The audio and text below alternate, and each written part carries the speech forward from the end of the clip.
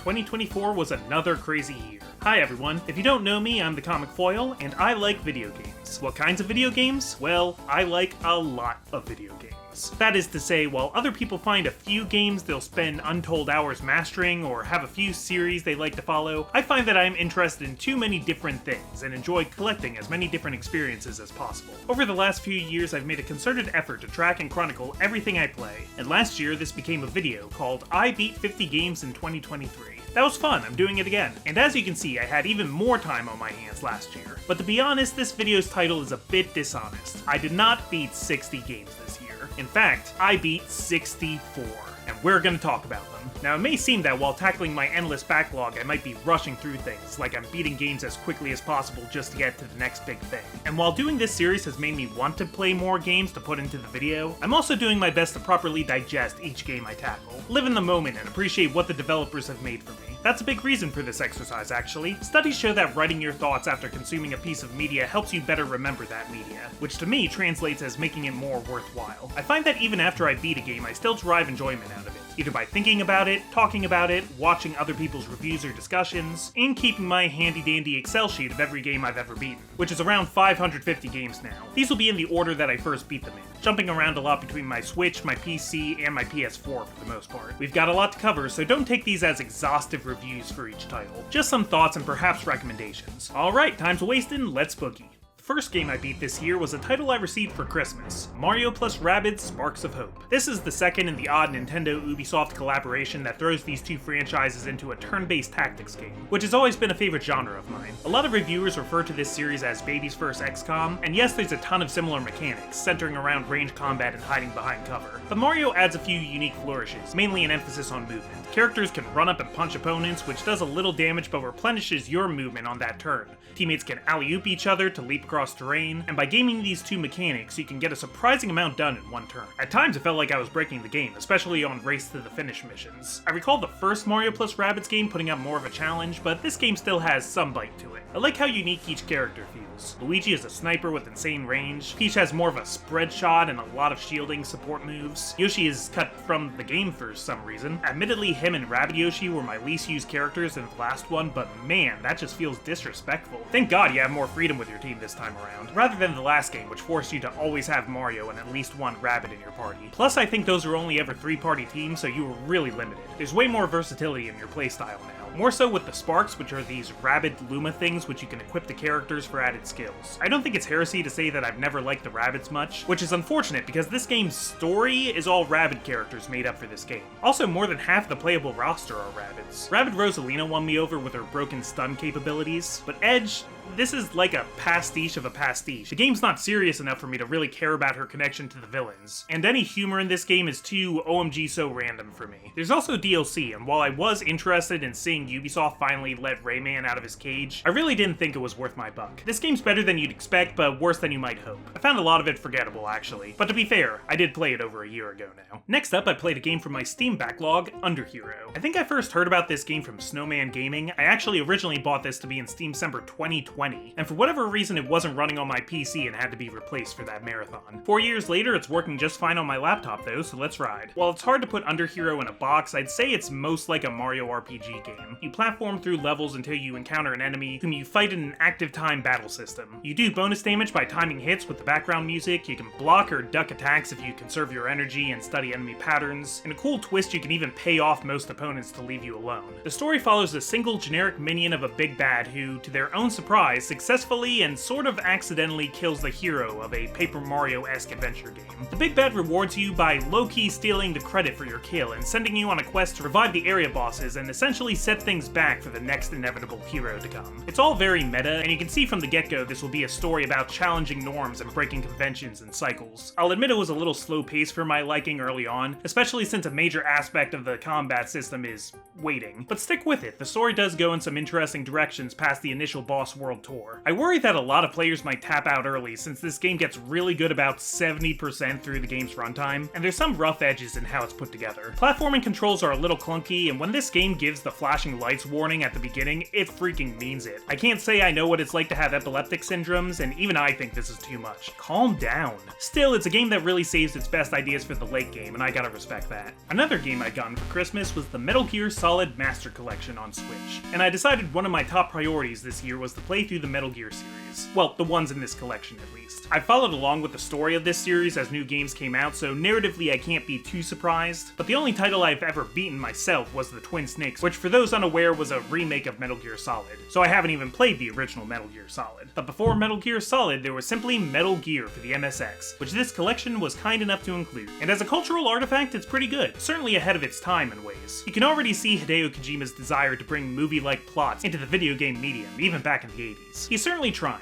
I love these dialogue scenes, but not because they're good. There's also a lot of clunk to this game. Switching between items and keycards to do simple actions, accidentally alerting guards more times than I can count. It helps once you realize these guards have like zero peripheral vision, and you can just run by them more often than not. The game will often hit you with annoying segments and enemies or traps that are just total BS, but your best option is to BS it right back. Find the exploits and make the game work for you. I'm not ashamed to admit I had a guide open the entire time, otherwise my 4-hour playtime could have easily doubled. Especially when you have to call Jennifer for a rocket launcher, like how was I supposed to know to do that? And I never did figure out how to call Schneider. In typical Kojima fashion, there's some information you need to glean from the instruction book, which doesn't exist anymore. The collection's nice enough to provide a readable PDF, but it's not what I'd call convenient. And can we talk about this collection for a second? I appreciate all the content, but would it kill you to like compile this into a single package? A shared launcher, maybe make a nice menu for one of the most prolific series in video game history? Instead, you put the game card in and 5 different apps just get vomited onto the Switch home menu. Makes me nostalgic for a Sonic Mega collection and stuff like that. We'll be checking back on Solid Snake a few times throughout the video, but first let's talk about Transistor. Transistor was one of my games of Steamcember 2020, and a large section of my backlog is devoted to all the Steamcember losers I want to give more time to. Transistor is also the second release from Supergiant Games, who developed Bastion and Hades, 2 games I really like. So my expectations were pretty high, but in terms of gameplay, story, and just pure vibes, Transistor did not disappoint. Supergiant is so good at creating tone through music, voice work, even the UI of these games. Combat uses a system that's honestly hard to describe. It's sorta real-time, sorta turn-based. Don't expect to immediately understand it just from playing Hades. The one thing I really like is how all of Red's abilities are contextualized as data collected from different citizens of Cloudbank. As you experiment with the skills in different configurations, you learn more about those citizens and their backstory, which teaches you way more about this fascinating world. And that's good, because very little is outright told to you about Cloudbank. I went into this game thoroughly spoiled on the plot, and I still had trouble understanding what was going on moment to moment. I wonder if it's really to the game's benefit to be this esoteric about things. I don't know if I would have appreciated a blind playthrough, or if all of these little moments would have been lost on me without the context. There's a single sentence of exposition you could write that could make this so much easier to understand for new players. But I've been told that some fans consider that a spoiler for me to say. I don't know, it kind of feels like just the premise of the story. But fine, Transistor, keep your secrets. I considered doing a second playthrough, actually. Both narratively and mechanically, this game feels like it deserves more than the 8 hours I took to beat it. But Time Zero moves ever forward, and Snake was calling me back for Metal Gear 2 Solid Snake, the second MSX game, which apparently resulted when Hideo Kojima didn't like the sequel Konami made without him. It may look like just another 2D sneaky game, but Kojima's style has developed immensely between games, particularly in how he writes dialogue and his interest in tackling topics of war and politics. Snake was kinda just a cool action movie stand-in before. He's literally named after Snake Plissken from Escape from New York. But this is where his characterization as a morally conflicted dog of the military really started. There's also a lot of story beats Kojima would straight up reuse in Metal Gear Solid. A female soldier disguised as a male guard, a key card that changes with the temperature, an ambush in an elevator. You'd almost think of this as a prototype for MGS, or like Kojima wanted to reuse these ideas again for a bigger game people would actually play. As a DM, I can get behind reusing concepts for players who haven't seen them yet. It's just so weird that so much of Metal Gear Solid references Metal Gear 2, yet Snake never comments on how similar parts of the two new missions are. Like, oh my god, Grey Fox must be Frank Yeager. I thought I killed him in Zanzibar land. Coincidentally, there was a different cyborg ninja trying to kill me there.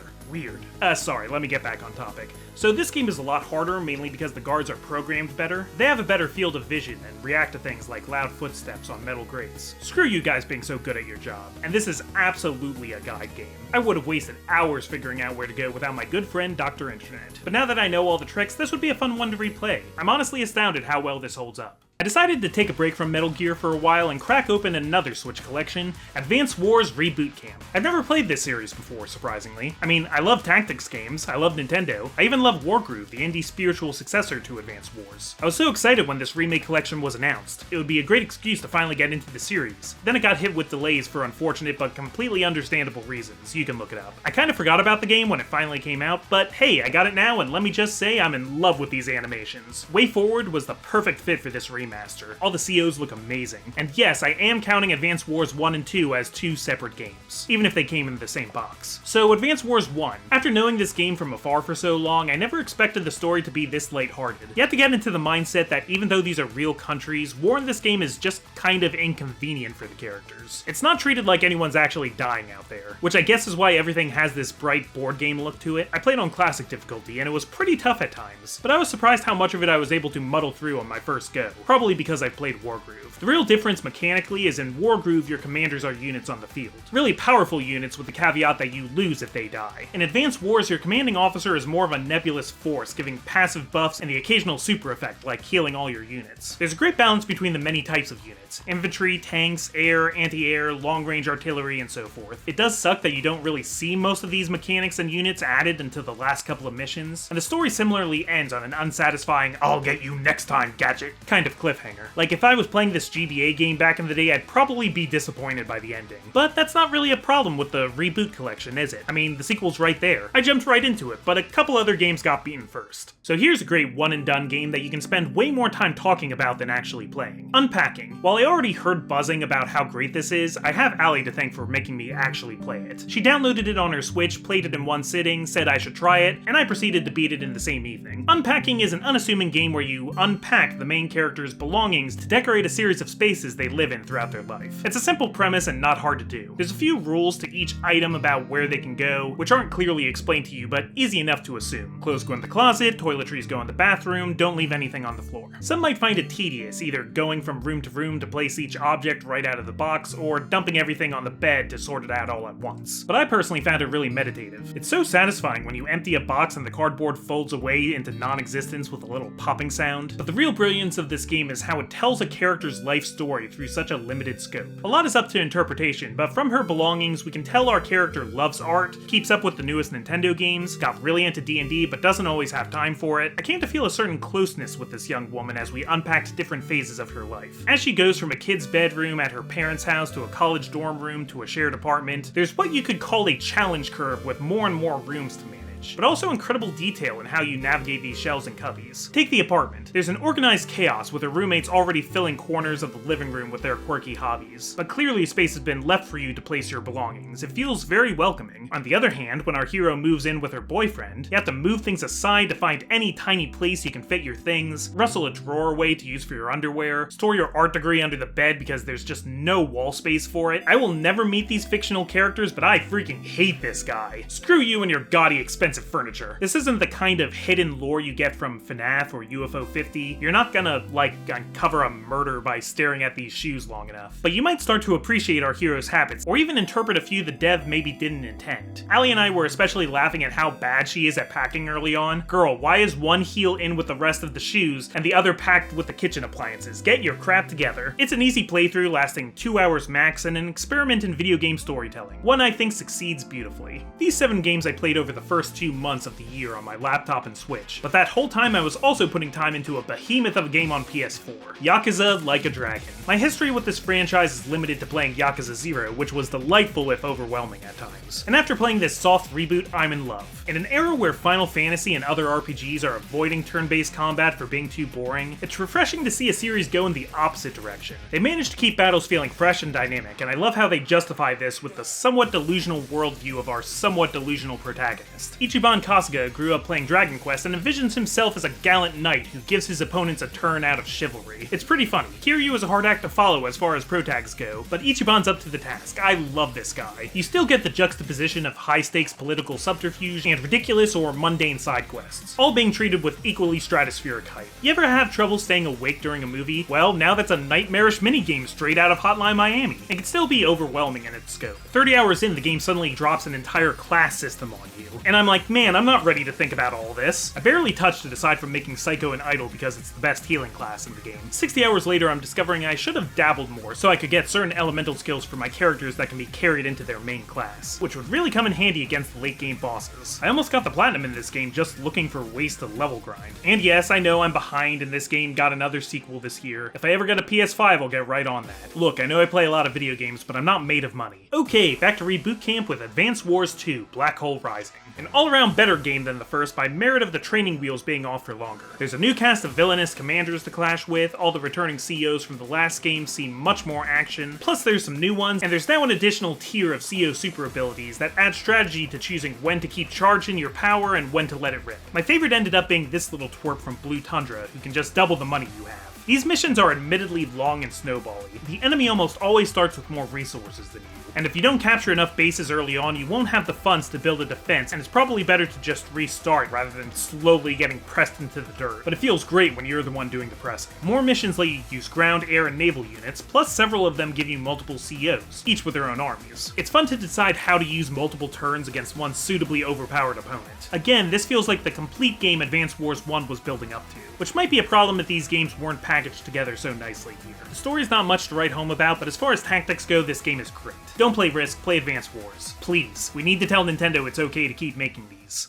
So this next game is quite a surprise. Never would I guess I'd spend so much time playing PowerWash Simulator. I have PlayStation Plus to thank for this one, a service which would give and take a lot with me over the course of the year. More on that later. PowerWash Simulator is a game about, indeed, power washing. Though as for being a simulator, I'd say it's very unrealistic to the actual chore. The water has virtually no physics in this game. In real life, you'd expect it to run down the surfaces you're spraying, but here it kinda just deletes dirt on contact. For the most part, that's a good thing. You don't have to think about where the dirty water is draining to, wrestling with a water hose or power cord, or damaging any cars with your concentrated hydro cannon. Besides range upgrades and soaps that let you clean certain surfaces faster, it's really just the calming practice of cleaning increasingly large structures. Some of these missions take multiple hours to finish, though that's really not an issue thanks to a very specific save feature. I find it immensely satisfying. Listen to a lot of podcasts and YouTube videos playing this, including the entire Quentin Reviews Nick sitcom saga. I guess it's also worth mentioning that this game, actually has lore and backstory. Yeah, so all the missions have this text on the front page that I wasn't really reading at first. I just sort of got the gist of it. You've started a private power washing business, and you're being given various jobs as you gain more notoriety. During your jobs, you'll receive texts from new prospective customers, letting you know new levels are unlocked. But slowly this expands to incorporate the military, a corrupt mayor, an erupting volcano, and ancient aliens, I think? It's not here to really be compelling, it's more a joke that this story has story in it. For something I didn't really need from this game, it was pretty amusing. What was less amusing was this game's PS4 trophies. Some of them require you to clean certain parts of the job either first or last, which wasn't a big deal as long as I read the trophy description ahead of time. But due to a bug, the trophy for finishing that final level, which takes 4 hours, wasn't proccing. I'm not a guy who absolutely needs to 100% every game I play, but I was enjoying this game enough to try for the platinum, and this really put a bee in my bonnet. Guess I'm done with this, gonna try not to think about just how much time I spent pointing a hose at pixelated grime, but I bet just watching this footage at least half of you kind of want to try it. Just make sure you have a lot of podcasts or YouTube videos ready. In March we entered into a Sims season. That's what I call it when Allie gets really into The Sims and wants to spend all of her time at the computer, and I supportively hang out in the armchair behind her knocking out games on my laptop. Usually past Steam-Semper losers, the first of which was Lisa the Painful. And yeah, this game is painful. An unforgiving RPG set in a bleak and incredibly crude post-apocalypse. Society has collapsed for whatever reason, and the world's female population has gone extinct, leaving only gross and vulgar men. Normally I wouldn't like a game that tries this hard to be dark, not to mention all the scatological humor. But for the story it's telling, I understand these choices. No one's really a good guy in this one. Perhaps least of all your main character, whose quest to save his daughter and the last girl on Earth is motivated more by self-importance than the girl's actual safety. And I'm just fascinated by any art that has a combative relationship with its audience. This game really wants you to feel bad, and I respect it. But also, screw you, game. Most of the safe spaces aren't really safe. You never know when you're going to get robbed or kidnapped in the middle of a rest. Party members can die permanently, your main character can lose limbs that drastically gimp his battle prowess, and oftentimes the game will force you to decide which punishment you'd prefer. I fought back with a light use of save scumming, which I admit isn't really in the spirit of the game, but you'll forgive me, Lisa, for playing the way I think is most fun. That means switching out my favorite party members for 3 red shirts just before the forced Russian roulette battle. I also want to praise the battle screens here, with their psychedelic visuals and some truly unhinged music tracks. My favorite is this one that spams this gross frat boy hoo-yah sound.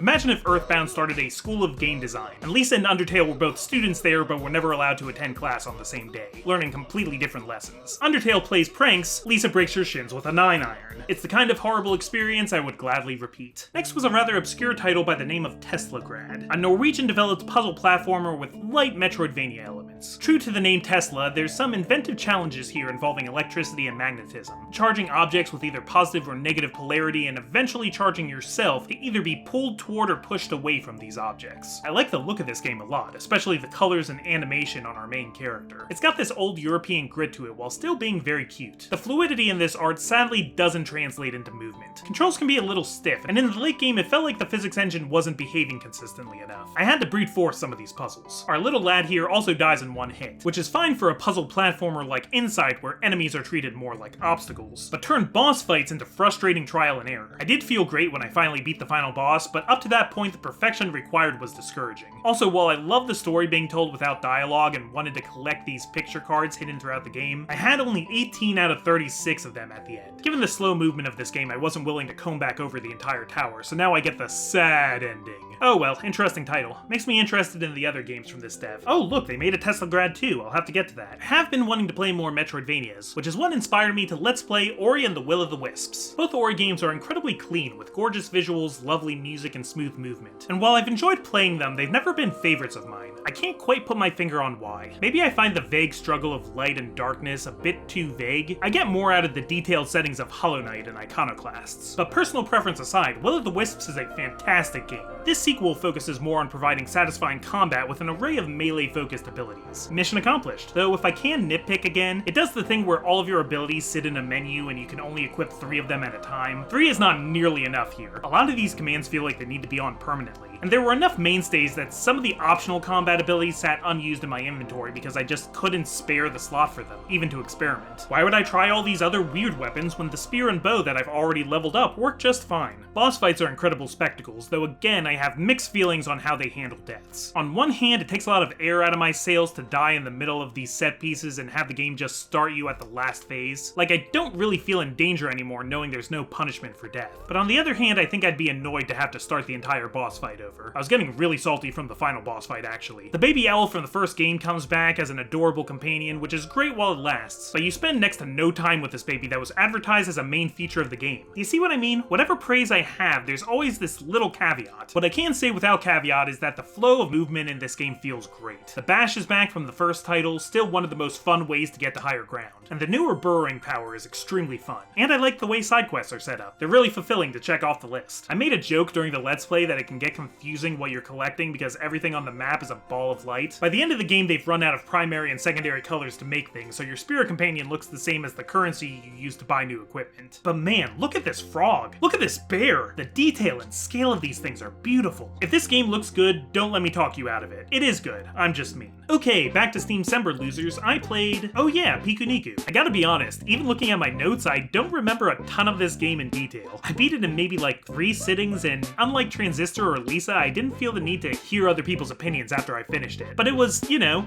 charming. I guess I would describe it as an item-heavy adventure game in the shape of a side-scroller. There's a simple plot about an evil capitalist and an underground effort to oppose him. You're this funny little red dude that wakes up in a cave and is mistaken for the Beast, when really you're just sort of a disruptive asshole. You know, like a player character, walking around breaking pots for money and kicking people to see what they do. Both you and the townsfolk have this weeble-wobble way of moving that I found funny. A lot of times when someone exits a dialogue scene, they just kind of throw themselves off camera, which usually gets a chuckle from me. And a few times the humor caught me off guard in the best way. Devolver Digital published it, so it's got quality. I just just don't see this being on anybody's must-play list. On the contrary, One Step from Eating came highly recommended to me by Zephyr Revolution. He also recommended Crossgo to me last year, and that's one of my favorite games I've ever Let's Played, so I knew to listen to him. And yeah, I can see why he likes it. It's got straight A's and vibes, and its gameplay is built off of recreation of Mega Man Battle Network. Heck yeah, where do I sign up? It was at that moment I realized I had agreed to play a roguelike. Not a roguelite, a roguelike, meaning this would require me to actually be kind of good at video games. God help me. There's a lot this game doesn't explain to you. Poison damage and setting tiles on fire made enough sense from my experience with Battle Network, but some spells increase your flow, some Trinity cast, what's that even mean? I don't fault the game for this though. The devs are well aware the internet exists and trust you to use the small but loyal community around this game to get your bearings. Even once you get your footing, you still need to carefully plan your spell deck, and execute battles well, and get lucky with drops. Despite your failed attempts, you unlock new spells to add to your pool of possible finds, as well as the game's bosses becoming alternate playable characters, each with very unique starting powers. I love their designs, I love them as boss fights, but besides 1 or 2 runs, I had no interest in mastering them. I felt like my only path to victory was to spend all my time learning the well-rounded default character Saffron. Game has a lot of mechanical depth people are gonna love, but I was satisfied making it to Eden once in my 15 hours of playtime. Like Transistor, I could see coming back to it sometime, and I've kept it downloaded just in case I was to try another run here and there. Back to the Switch. This year Capcom did something very exciting by releasing the Apollo Justice Collection, with remasters of the 4th, 5th, and 6th games in the mainline Ace Attorney series. While I'm a huge fan of this series, for whatever reason I'd never gotten around to playing the 2 3DS titles, and this seemed the perfect opportunity. So I skipped right over Apollo's debut game, sorry buddy, it's a good game, I've just played it before, and finally dove into Phoenix Wright Ace Attorney Dual Destinies. You ever think about how this series has games with subtitles with their own subtitles? And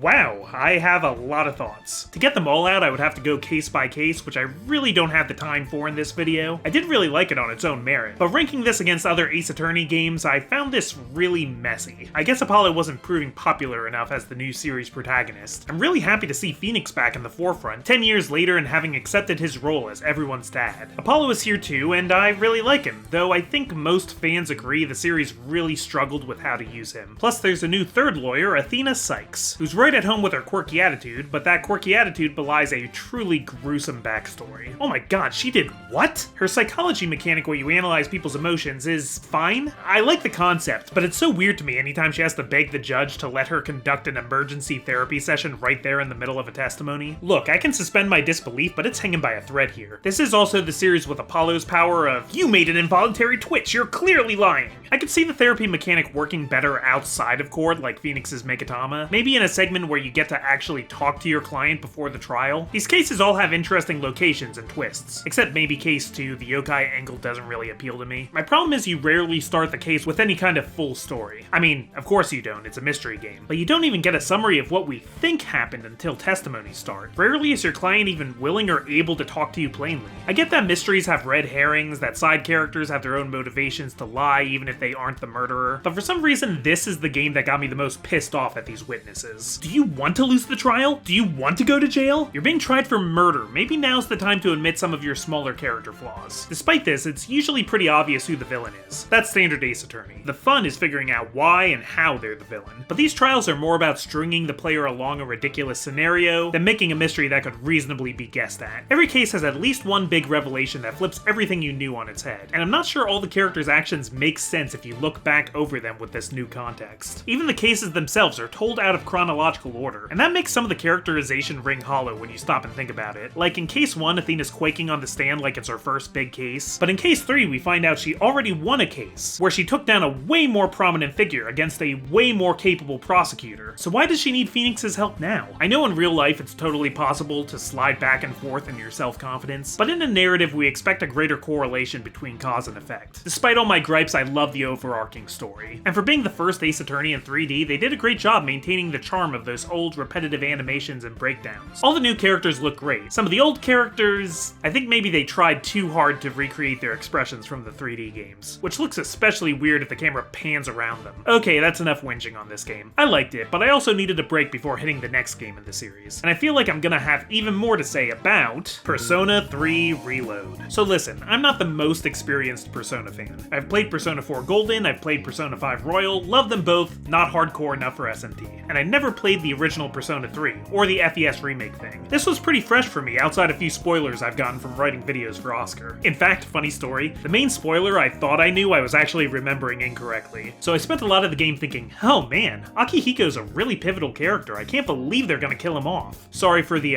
anti-spoiler there. All this is to say I really loved Reload, and I know there's a lot of video left, but this might be my game of the year. I do think it's interesting hearing takes of people who played the original. There's some differences in characterization, they maybe went overboard making the game easier, and some of the dark tone has been lost in favor of making it more like Persona 5. Those are all valid opinions, but without those points of comparison I have to judge what's in front of me, and I really love it. There's a ton of great social links with only a couple duds. The combat and the day-to-day life reward each other in an interesting loop, the cast all has a great rapport with each other, and the colors and music are all top-notch as always. I'm obsessed with the credits theme actually. When that violin comes in, ooh! Even starting each fight with baby baby baby baby baby was more charming than annoying to me. Okay, maybe a little annoying. Yeah, there's cracks in the finish here and there, some of which are artifacts of the original and some are new creative decisions I wouldn't personally have made. Like, it's kind of weird you can't social link with the main party members. There's still some really good free time events with them, it's just weird that it's a different thing since I'm used to having links with all the party members in later games. Some of the arcanas are less useful than others as well. They don't all come with quality of life buffs like in P5. But then, I don't think this game needed to give you any more buffs. Tartarus gets repetitive, I don't care who you are. And I always feel compelled to level grind as long as I possibly can each time I enter, because I already committed an evening to this and I'm not gonna get that time back. So I was spending so much time in Tartarus, I wasn't really having fun and I only have myself to blame for that. But to be fair, the game is constantly telling you that you need to go to Tartarus. And Takamaru is a good boy, but damn does he have the worst voiceover. That does not sound like a real dog. I'm on two minds with Yukari. Like, I guess she was really abrasive in the original, yeah I really like her now, but it feels somehow unfair that she had to have her flaws sanitized to make her more likable to most players. But hey, that's Persona, right? It's your story. You're the coolest, smartest, bestest boy, and everything has to cater to your perfect idealized high school experience. Kind of the opposite to how I am with Lisa. I tend to feel patronized when a game has this much wish fulfillment, but I recognize that's the appeal for a lot of people. It's not wrong for them to make it this way, is what I'm saying. And it's not like this game's story pulls its punches on the main hero. I had a great time with this game, over-leveling my party and struggling to keep up with all the social events I want to do. People are always telling me I should look up a guide to get 100% in one playthrough, but I feel like that misses the point of the game. The point of the game to me is that you can't achieve everything. That's what makes our time on Earth so precious, that it's limited. But hey, you do you. This is a great you do you game.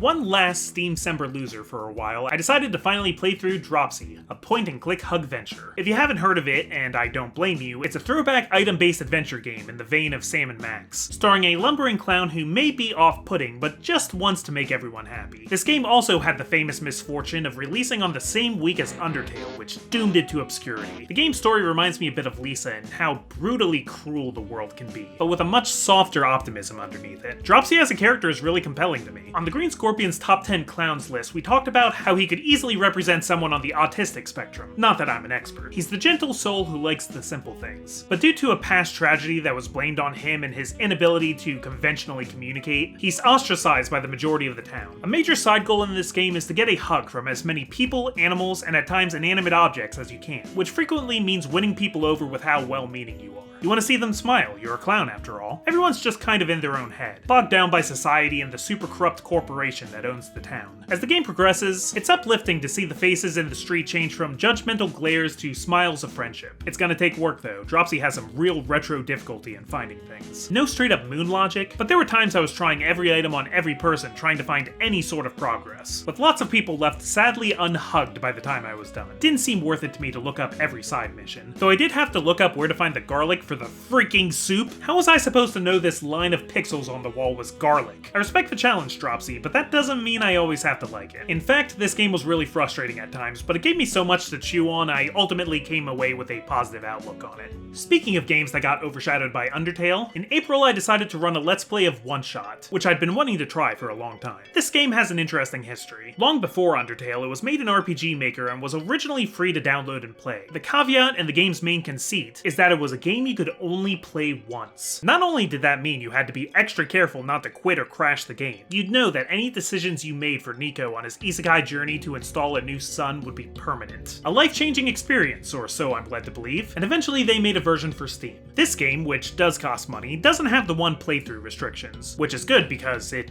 costs money. But changes are made to retain the gravity of your choices, while also adding in a true ending that, ironically, requires more than one shot. You probably have some idea how this might play out. OneShot's far from the only game to break the fourth wall with its awareness of past save files, especially nowadays. Nor is it the only game to incorporate its own system files as part of the experience. I really recommend you play this on a PC in windowed mode, by the way, even if that makes editing a Let's Play kind of complicated. These aren't new tricks anymore, but OneShot has enough confidence and charm to pull these tricks off beautifully. I know there's also a console version, and I have no idea how they would pull off some of these moments, but I'm sure they've thought of something. Meta-narrative commentary has become rote for me in the world of indie games. I tend to roll my eyes now when the twist is that the world of a game is a world in a game, but I'd firmly say OneShot is one of the games where that twist works for me. Not because it's surprising, but because it's executed really well, and it explores what that twist means for the main character. It's a game humble in scope, but quite moving. Next up, Prince of Persia: The Lost Crown. What would inspire me to buy an Ubisoft game in 2024? Ugh. Remember, Mario & Rabbids 2 was a Christmas present. I didn't buy it myself. Well, around this time, Oscar and I were floating the idea of a top 10 Metroidvanias video. We haven't gotten around to that yet, Monster Month and all, but I'd already played 2 Metroidvanias this year and wanted to research more. And Lost Crown is a pretty good Metroidvania. If Ori taught me anything, it's that I love unlocking powers that enhance your character's movement. And there's some fun ones here with Sargon's timey-wimey abilities. Not only are there rooms that test your platforming execution, there's some really hype boss battles that challenge your ability to dodge and parry while working in some real anime desperation attacks. It's pretty rad. You start off as part of this squad of badass heroes, all of which either stay allies or become enemies after a falling out in the group. Weirdly, there's this one member of the group who just completely disappears from the story, which confused me until I saw the heaping helping of paid DLC planned for this game. There's the Ubisoft I know. This follows a trend this year of me passing up the DLC for a number of these games, including this and Sparks of Hope. I'm not saying the base game isn't a complete package, it just always puts a bad taste in my mouth, feeling like either I need to pay like 50% of the original game's price for what amounts to 20% more content, or save my money but see these little reminders that I didn't experience the whole game. Come to think of it, I didn't even get the Persona 3 DLC, and I heard that's freaking awesome. Yeah, sorry Sargon. Now whenever I think about this game, I just feel bitter, despite really liking it while I was playing. I'm not saying you'll feel the same way, this might not bother you at all, but to me it's the games as a service marketing that's encroaching on my desire to treat video games like an art form. You can't make DLC for a painting. What, are you gonna widen the frame of Sunday Morning on the island of Le Grand Jatte and show more people waiting by the beach with parasols? Including that one guy who hasn't been in a painting in a while? I'm sorry, I'm being so freaking pretentious. But man, Ubisoft really wants you to know they made this game. A Ubisoft original. Piss off. And I recognize I'm being a hypocrite because I gladly give way too much money to my favoriteest company ever, Nintendo. I like having the full Switch Online membership, overpriced as it is. Look at all these retro games, and most of them are kind of playable. Kirby Tilt and Tumble was a game I actually still have on the Game Boy Color, one that uses a motion sensor in the game cartridge to let you roll a lethargic Kirby through difficult time-sensitive obstacle courses. I never beat it as a kid though. Probably didn't help that I mostly played it on long car trips in the back of my parents' station wagon, so Kirby was getting flung all over the place. That's what we in the Kirby Tilt and Tumble community call hard mode. Expert mode is playing on the Game Boy player, but having this on Switch made me decide to finally see it through to the end. It wasn't so bad. I never realized the point I got stuck on as a kid was actually the very last level. Freaking quitter. But if I'm being honest, I didn't enjoy this revisit. For one thing, I don't know if it's because I'm older, but it was pretty uncomfortable playing this handheld, curling my body like a question mark to look down at the Switch while I hold it perfectly flat. Cool that we can have this game with motion again, but I'm suspicious the tilt controls haven't been fine-tuned for the Switch. Let me give you a diagram. See, in the game you have to make Kirby jump sometimes, which you do by popping the system upwards. And if you think about the shape of a Nintendo Switch versus the taller Game Boy where the cartridge is at the top, you're not getting the same leverage on the sensor, right? I mean, that's just physics. Did the programmers account for that when they ported it? Also, knowing more about Kirby now than I did as a kid, how lame is it that almost every boss in this game is some form of Krakow? There are so many other Kirby bosses you can pull from, even in the 90s. I think there might be more to this game if you collect red stars or something. No thank you. Still, it's great that this is available for game preservation purposes. I don't blame Nintendo for my bad experience, I blame you, younger comic foil. I had to bend my neck out of shape because you did all that work only to quit at the very end, just like with your engineering masters, you slacker. Let's find another Metroidvania to play. Oh, hey! Blasphemous is on PlayStation Plus. At least it was at the time. I know Oscar loves this game, this is gonna be a hoot and a half.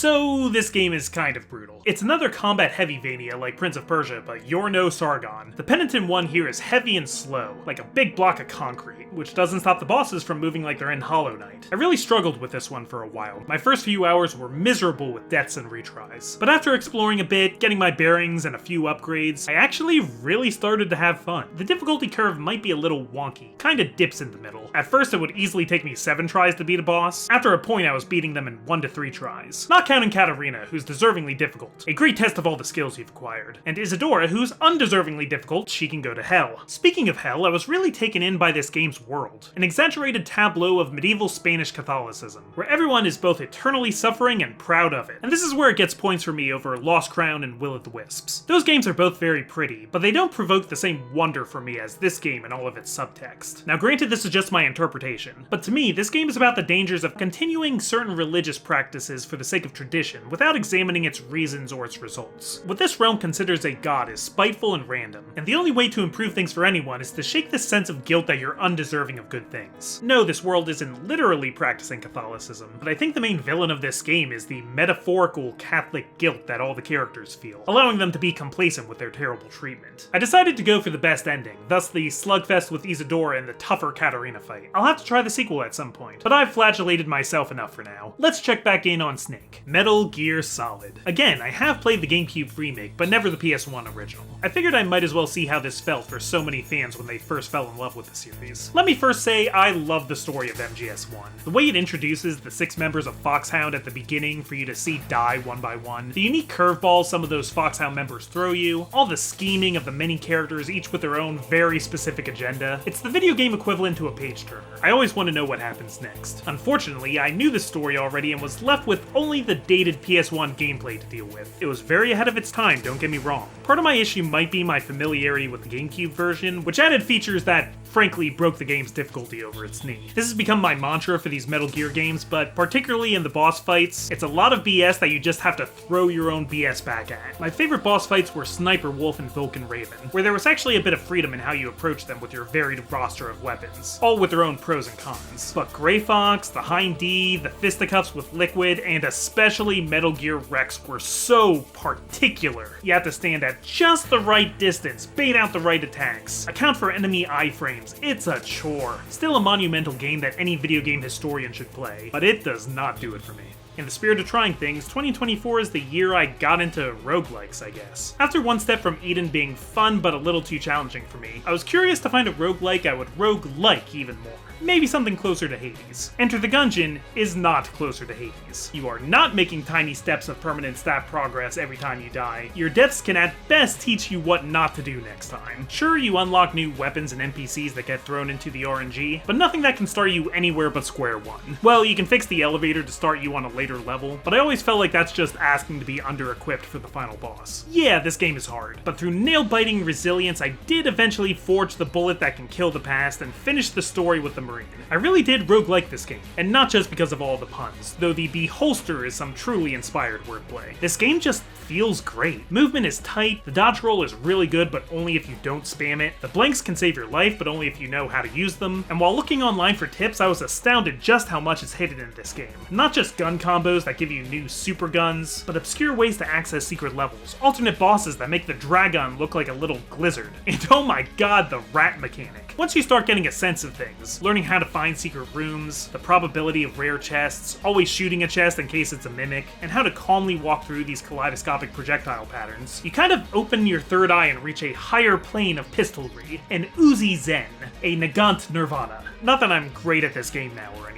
I only cleared 2 runs, the minimal number to hit the level of completion I was satisfied with, but satisfied is the perfect word. I'm happy with the time I put into this and feel accomplished by what I got out of it. It was truly Gunderful. At this point I was already deep into preparation for Steamcember 2024, but in the meantime I needed more games to Let's Play. So for the first time I took a past loser of Steamcember and played it on the channel, mainly because one of my commenters, Ekamak, is always telling me I need to play it. I hate to admit, peer pressure does work on me. And besides, I really wanted to try the Sexy Brutale. If you didn't see last year's compilation video and Phoenix Wright didn't tip you off, I love murder mysteries. And this game about a series of killings at an eccentrically exorbitant mansion more than caught my attention. Upon playing it, this game isn't isn't really about solving a mystery the way Phoenix Wright or Danganronpa is. Gameplay-wise, it's more of a murder prevention puzzle game. Very similar to Ghost Trick if you've ever played that. Right down to the time looping powers that let you study the character's movements and behaviors. For abstract plot reasons, you can't be in the same room as other living people. Everything gets all red and scary if you are. So you have to find an indirect way to inconspicuously muck up the murders. For example, loading a blank shell into the would-be murder weapon. Or my personal favorite, locking the killer in a supply closet. If I had to be critical, there's not really an escalation of difficulty throughout the game. Some solutions I would just stumble into by interacting with each thing in the room. Others were so obtuse, even if I understood the concept of what I was supposed to do, it wasn't clear how to interact with the game to make that thing happen. But for such a short indie game, nothing was too annoying. And even when you're lost, the jazzy main theme is great for keeping those gears in your brain going. I'm not exactly a music guy, what do you call this genre? Ragtime? Whatever it is, it makes me feel really productive. This is the kind of thing I'd listen to when doing my calculus homework back in the day. And that's what these puzzles are to me, balancing an equation to get the intended result. Just with a little less sanity and a little more bloody murder. Or less bloody murder if you do it correctly.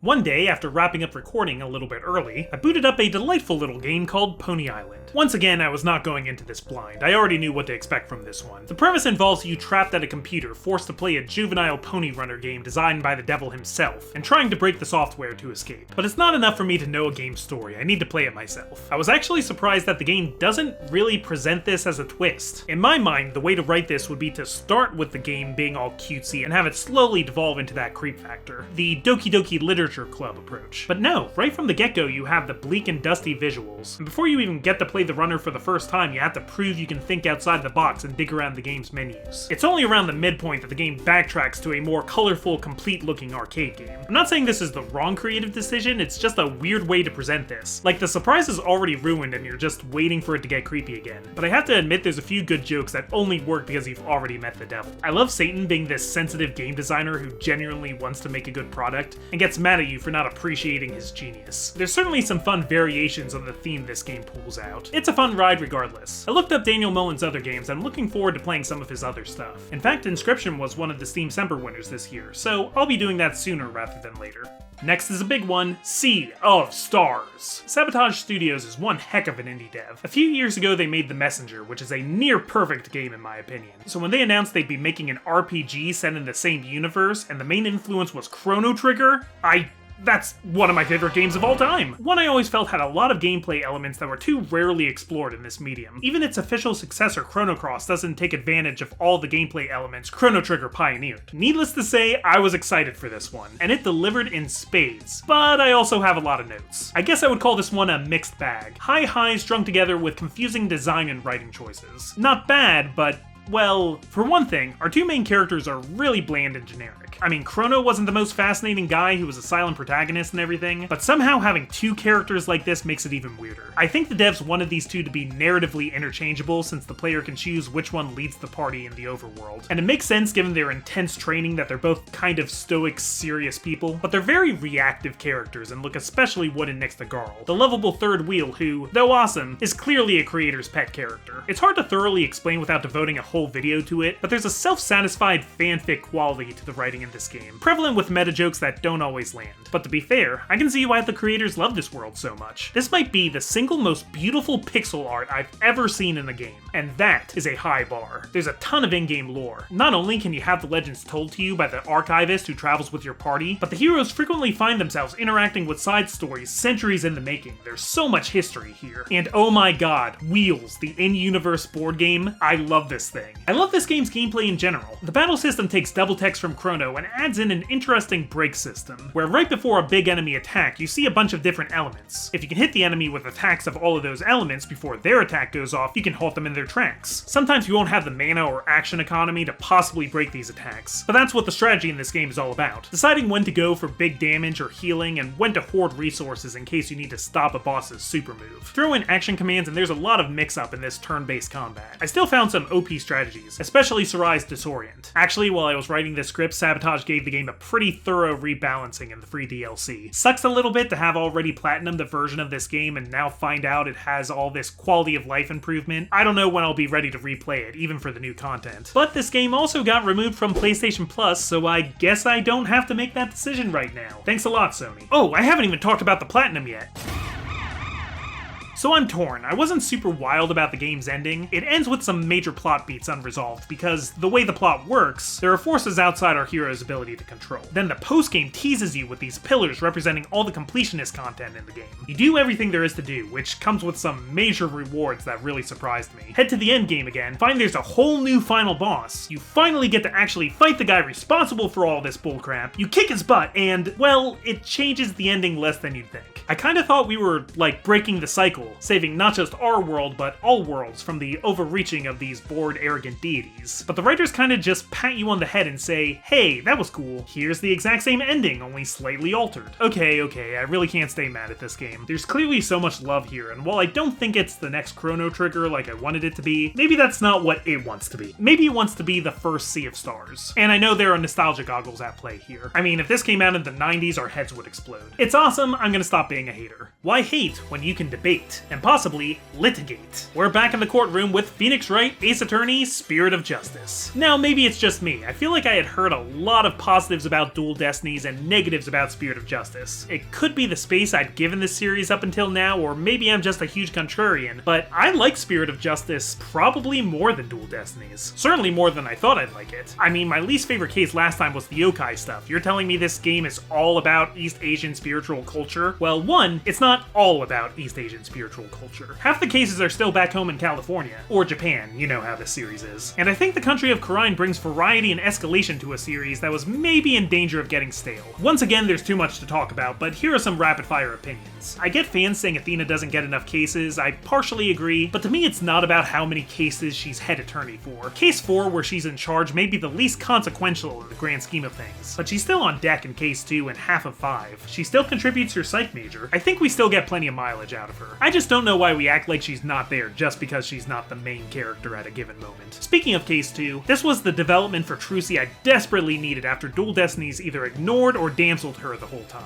Sure, she's the defendant here, which is damsel adjacent, but we get a better look at her character, and she gets some real agency here, like explaining her magic act to the court. She's genuinely helping Apollo win this case. Speaking of Apollo, he's been a magnet for retcons and retools, and while I doubt this was the trajectory they had planned for the guy when they first made his character, we leave him in a good place at the end of what is technically his trilogy, and meeting Dirk, who was basically his stepfather, is really sweet. Nayuta, the prosecutor, he didn't really do much for me. In fact, I was kind of annoyed he was in so many cases. Like, considering the chapters go back and forth between different countries, he's racking up some serious frequent flyer miles. But hey, Emma Sky's back, with a 3D model, and she finally got that detective job she wanted. I'm so proud of her. Ironically, the character return this game hyped up the most is kind of underwhelming. Maya Fey is so important to the heart of this series. I was happy to see her with Phoenix again, but man, she's barely in this story. Khura'in doesn't jump the shark as much as you might think. It's really building off of the divination aspect that's always been prevalent in the series. And that really heightened some of the cases here. Not only is Phoenix more hated than ever as a defense attorney, now the opposition is pulling out divine visions of the murder scene, and we're cross-examining spirits of the dead who, considering they were murdered, are surprisingly evasive about who killed them. I think this is a natural progression to moments like the last case in the original trilogy. And while Maya isn't present for very much of the game, the new character Rayfa is a cool stand-in for her. Yet another surrogate daughter figure for Phoenix who follows him to make sure he's not cheating. Come to think of it, she's kind of the anti-Maya. But I also wanted more of that old Phoenix and Maya dynamic that you can't really enjoy until the DLC case. And while that case is fine, it's also kind of a desperate attempt to recapture the older game's magic, to mixed results. And I'm still not sure it makes sense in hindsight. This game really needs a here's what happened scene. You know, where the detective finally pieces together the full story and lays it all out front to back. The kind of thing they do at the end of every episode of Monk. I always appreciated the little manga minigames that Danganronpa uses to gamify this moment. Because without this recap, I literally don't know who knocked over this ox statue. A man is in jail. I think we need to get all the details straight. Last thing, this game is long. With most Ace Attorney games, there are 5 cases, and I'm used to Case 4 being either a short flashback or kind of a part 1 to the finale in Case 5. Case 4 in this game is a little shorter than normal with no investigation segment, sorry Athena, but then Case 5 is actually 2 cases, a civil dispute case back home building into the culmination of the Khura'in arc, which is a good arc and I'm happy all of this is here, it's just a lot to get through, frankly exhausting. I guess I got my money's worth. Not a bad way to finish my Ace Attorney journey, now that I've beaten every game in the series ever to be released in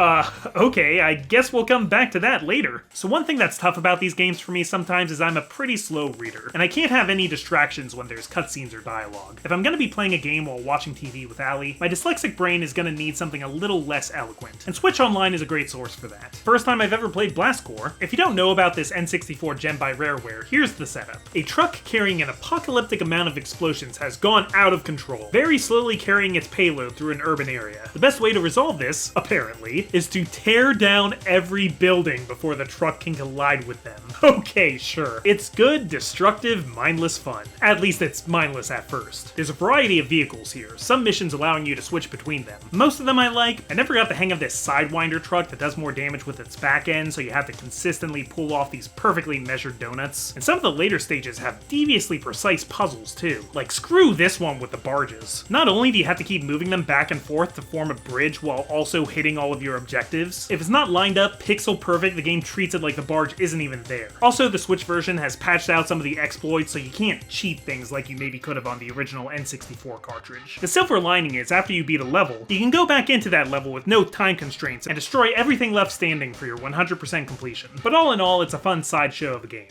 My voice is getting tired, but I need to record this in a decent amount of time. As we neared the midpoint of the year, I downloaded Sifu, a kung fu themed game by French indie developer Slowclap that gained some notoriety back in 2022, thanks to its compelling central gimmick. You're a young man on a time-honored mission to seek revenge on the person who killed your father and his 4 co-conspirators. The twist? Every time your HP hits 0, your family relic physically ages your character. This means you're literally wasting your character's life seeking revenge. Right off the bat, this is a great way to illustrate the moral we expect from this story, that living for revenge is a sacrifice of your own life, unless you get good. Starting out, it's really easy to hit the age cap and game over. The older your character gets, the more of a glass cannon you are, dealing more damage but possessing less health. And while the first KO ages you 1 year, the price gets steeper the more you lose in quick succession, so things can really snowball. Luckily, the combat is really fluid, based around a small move pool that branches out significantly in combos. There's a sort of roguelike aspect to your skills. You can put points towards unlocking new moves for your given quote-unquote run, but unlocking the same move over and over again enough times makes it a permanent part of your kit, so you can front snap kick to your heart's content. The 5 levels aren't just interesting visually, but provide a lot of split paths, and keys you can find also permanently unlock shortcuts on future attempts. Now stay with me because this is kind of hard to explain. With each new level you unlock, you can only start at the youngest age you've beaten the previous level at, if that makes sense. So if you died a lot on the first boss, well, you're free to charge ahead with your 60-year-old pugilist, see how far you get. But what you'll probably want to do is replay early levels to minimize deaths so you can come into the next stage bright-eyed, full of piss and vinegar. Running and rerunning these levels in search of perfection is really satisfying. This game has a really nice, what I like to call balance of discipline. Sometimes there's not a lot of tricks at your disposal and you just have to buckle down, learn the systems, and be better than your AI opponent. But it also gives you places where you can just be a little punk, throwing glass bottles at everybody and spending your meter to steal someone's bow staff mid-dialogue. The only fly in the ointment here is the true ending. Unsurprising for this game's themes, you actually can spare all of the game's bosses. Not their thugs though. Sorry big guy, take it up with the Union. The problem is the actual process of sparing bosses. You need to get them down to phase 2, wear down their postures so that they're helpless, let them build it back up. For the love of God, don't accidentally hit the finisher like your reflexes are screaming at you to do, then wear them down again, then show mercy. And you have to do all of this before their health hits 0. Normally, you can lower an enemy's posture both by hitting them and perfectly parrying their attacks. But if you're doing any damage to them, you're pretty much certain to kill them early. So the path to the true ending turns these bosses into Blockapalooza. Like, it really throws out every other mechanic of this battle system. Look, I get the idea they're trying to convey. Sometimes it's harder to forgive than it is to take revenge. But in this case, it's literally just harder not to commit murder. And like, I don't know, normally in a hand-to-hand fight, there's some margin of error between their face hits the floor and their face hits the obituaries. This game is really close to being really profound.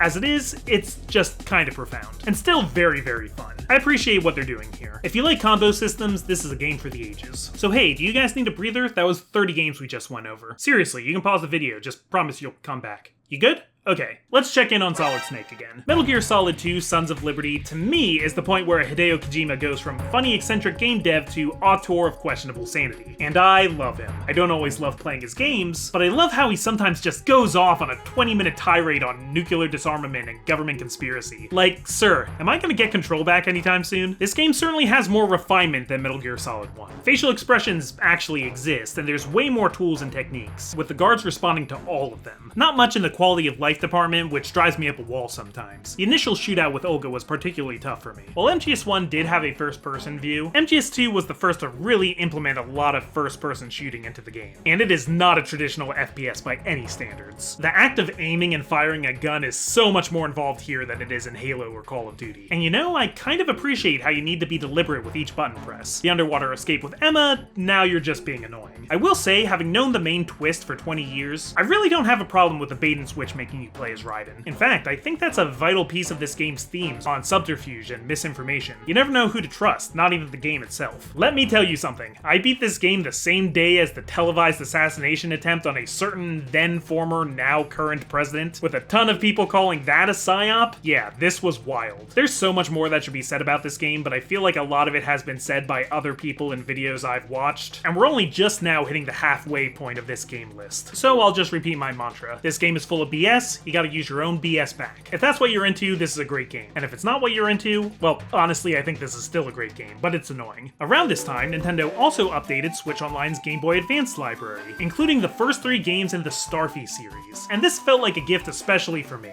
I love Nintendo, and what's more, I love the chance to try some of their more obscure first-party titles. Densetsu no Starfy and its 2 sequels were never released in English before, and technically they're still not. They just kind of plopped the Japanese versions on the app and called it a day. I guess a translation would have been too much to ask for, but playing this game in a language I can't speak certainly spices up the experience. There's actually a lot of talking in this simplistic adventure, and I have no idea what's going on. Okay, before looking it up, here's what I can gather. Starfy is from a kingdom in the sky, but he fell into the ocean, and now he has to find his way back to defeat an evil genie thing? And this is all with the help of a clam who's always upset about something. The platforming is pretty easy. In fact, a lot of it isn't even platforming, since the locales are like 50% underwater. Think of this as Kirby, Nightmare, and Dreamland, but without copy abilities and much more swimming. And also a little less linear. Much of the progression involves doing fetch quests for NPCs, which is kind of a problem when I don't know what they're asking me for, but there's usually not too many places to go, so I could kind of intuit what to take where most of the time. In fact, given the length of these scenes, I bet the instructions are being really spelled out. This is a game for little kids, so not knowing the language actually kept this from being utterly brain dead. I dare say that enhanced my experience. After you beat the main game, it finally gives you a level select screen, and I think it's trying to entice me with an extended treasure hunt, something for 100%? Let me put this in words you'd understand, Starfy. Watashi wa Nihongo ga hanasemasen. Maybe next time. What's next? Oh yeah, I played Sonic Colors for the first time this year. Sonic's been around in my life since my dad brought home a used Sega Genesis when I was like 5. I'd say I'm a fan, though not the most devoted, and there's plenty of holes in my Sonic experience. Colors came out at a time when I was a bit disenchanted with the direction of the series, which I guess was my mistake because I mostly heard great things about this game. I found an original Wii copy at a trade show and decided to let's play this run through Eggman Land. And yeah, gameplay-wise, it's really good. Taking the boost formula that Sonic Unleashed had established and spit polishing it into something sleek and shiny. Maybe a little too much 2D for what's supposed to be a 3D Sonic game, but everything flows nicely. The collectible red rings in each level adds a greater reason to explore since we're not doing Chaos Emeralds like in the old days. I really like the Wisps as a gimmick that builds on top of the main gameplay rather than distracting from it, though a few of the Wisps didn't feel as good as I expected. After playing Ori 2 with its buttery smooth burrowing sections, Drill Sonic was a bit of a letdown, and power-ups like Rocket and Block do sort of make you stop in your tracks to do something. But for the most part, they have a pretty good balance between keeping up high speed and,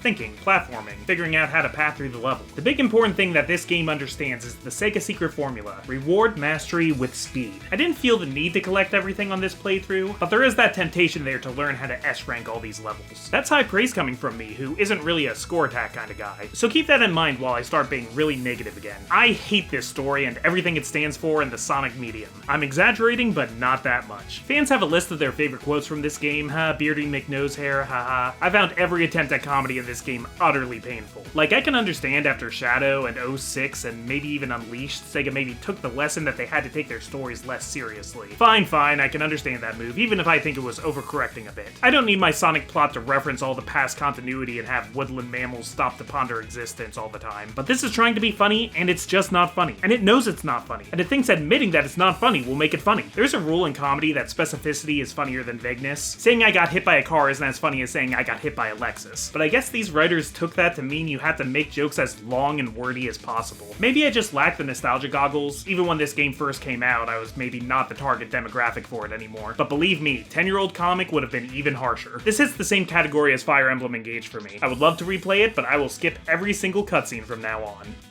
We did it, dude! We? I don't remember you fighting off any insane robots. True.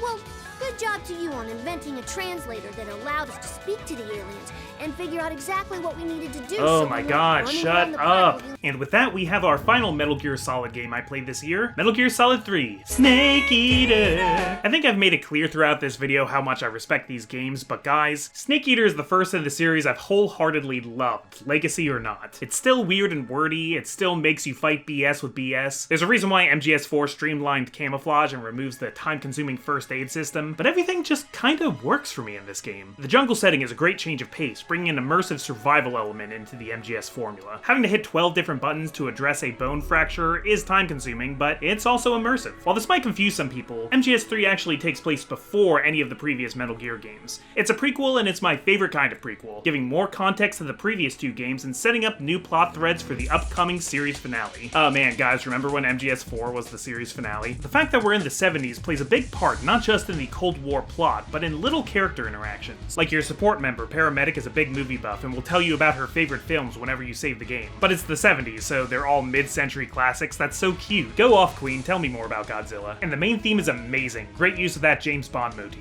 Honestly, I'm really skeptical about the upcoming remake for this. I just feel like they're going to sand off all the charm in the name of quality of life improvements. If they do like the Silent Hill 2 remake where it's a new game just with the same story, I think I could live with that. Just as long as it's not aiming to completely replace the original, you know? Again, I think it's really important that aiming and firing your gun is a careful process that requires multiple inputs. I like that there's so many tools and you probably won't use half of them because each boss has multiple strategies to counter them. I thought I understood how CQC works, but I didn't actually get it until the final boss fight. And no, I did not let the end die of old age, I fought like a gentleman. But the true star of the show to me was Ocelot. Man, did Allie and I have fun watching him. Like, this guy's definitely gay for Big Boss, right? Ocelot's actions make so much more sense with the reading that he's just realized he likes men. The dude is trying to impress us so hard. Unfortunately, my journey with Snake ends here, so long as MGS4 remains locked to the PS3. Master Collection does bill itself as a Volume 1. It'd be really cool to get a Volume 2 with MGS4 and both parts of 5, maybe Portable Ops, Peace Walker, Ghost Babel, maybe the 2 Acid games. That would be sick. But whatever I play next, I think Snake Eater's gonna be pretty hard to top. It's not the easiest thing to play, but hey, Macbeth isn't the easiest thing to watch. Sometimes the best art is challenging. And sometimes what you want in the moment is another easy side-scroller. Guys, where else on YouTube are you gonna get a transition from Metal Gear to Starfy? Densetsu knows Starfy 2.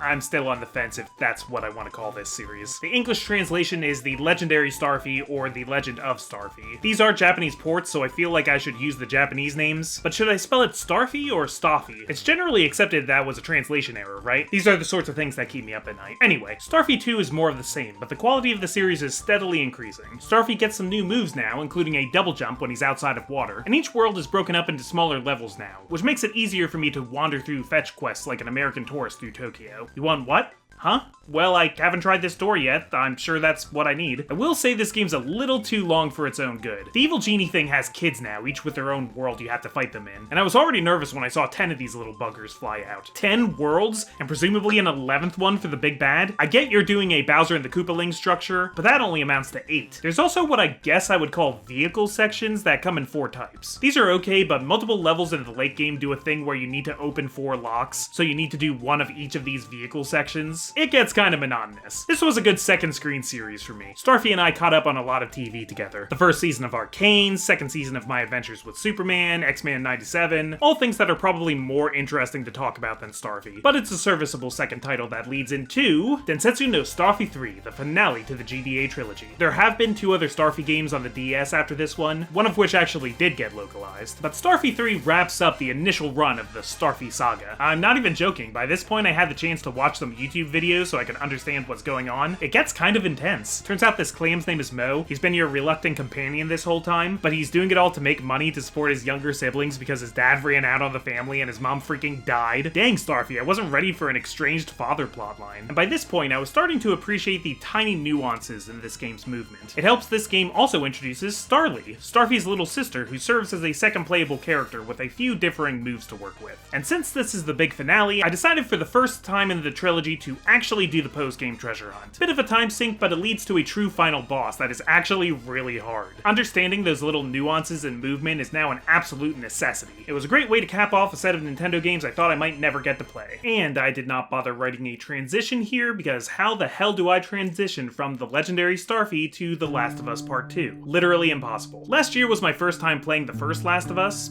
First Last of Us?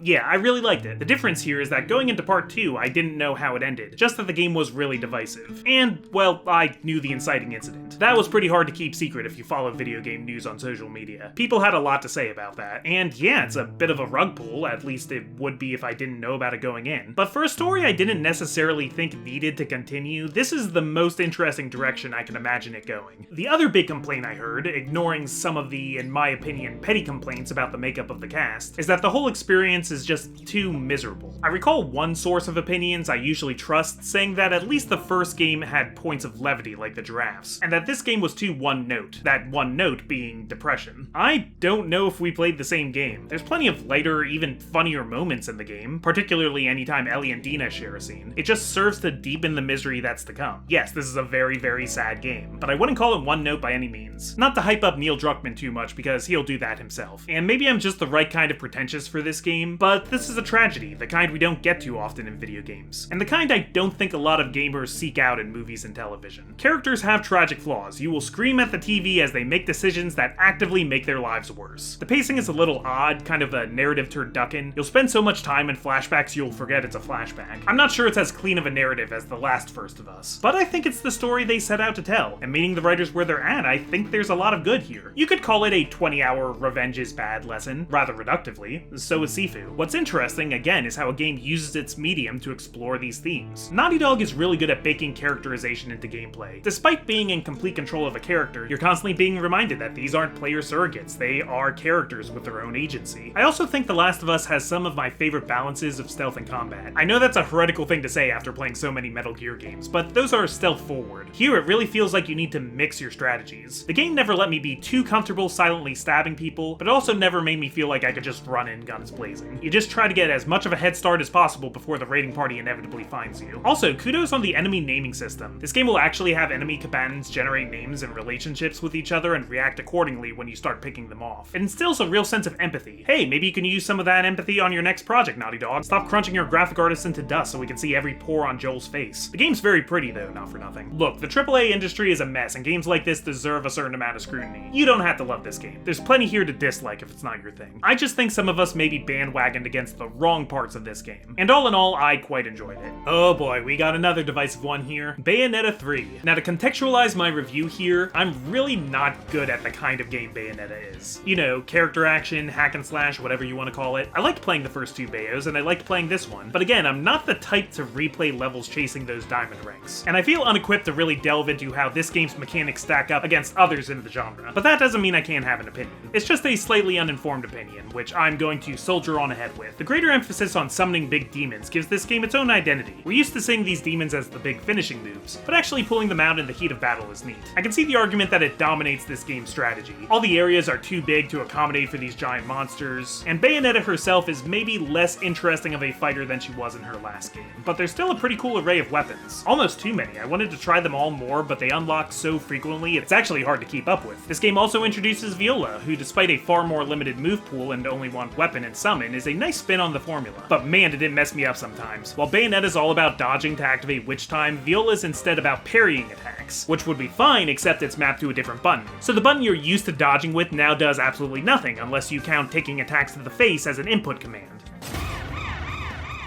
Story-wise, I was on board with Viola being the next to take up the mantle, but I don't think all the writers were. She really never gets a chance to shine. It's laughable how many times it looks like she's gonna save the day and just gets owned. I mean, come on, do you really think we're gonna get a Bayonetta 4 with her on the cover? I'd love to eat those words, but I don't expect I will. She's this game's Apollo Justice, doomed to live in the shadow of a more marketable character. As for Jeanne, a lot of people say the game forgot about her, but that's not true at all. She's the third playable character, she just has the most garbage levels. These 2D stealth sequences are such nothing burgers of design, and even story-wise, they're kind of a Shaggy Dog story. Oh, and as if it wasn't enough for Cereza to end up with Luca at the end, they had to make these two like the cosmic Adam and Eve that hold the universe together. Not only did they sink the Bayo-Jean ship, they did like the Marvel What If thing and erased it from all realities. Yeah, I'm with the crowd here, this ending sucks, especially for what's advertised as the last bow for this character. I think Bayo 1 still has the best story, Bayo 2 the best gameplay. Bayo 3 is still worth playing though, if this is the kind of game you like. What can I say? It's a cool game where cool stuff happens. In fact, it was enough fun to make me want to branch out into more character action games. Might have to give Devil May Cry a look.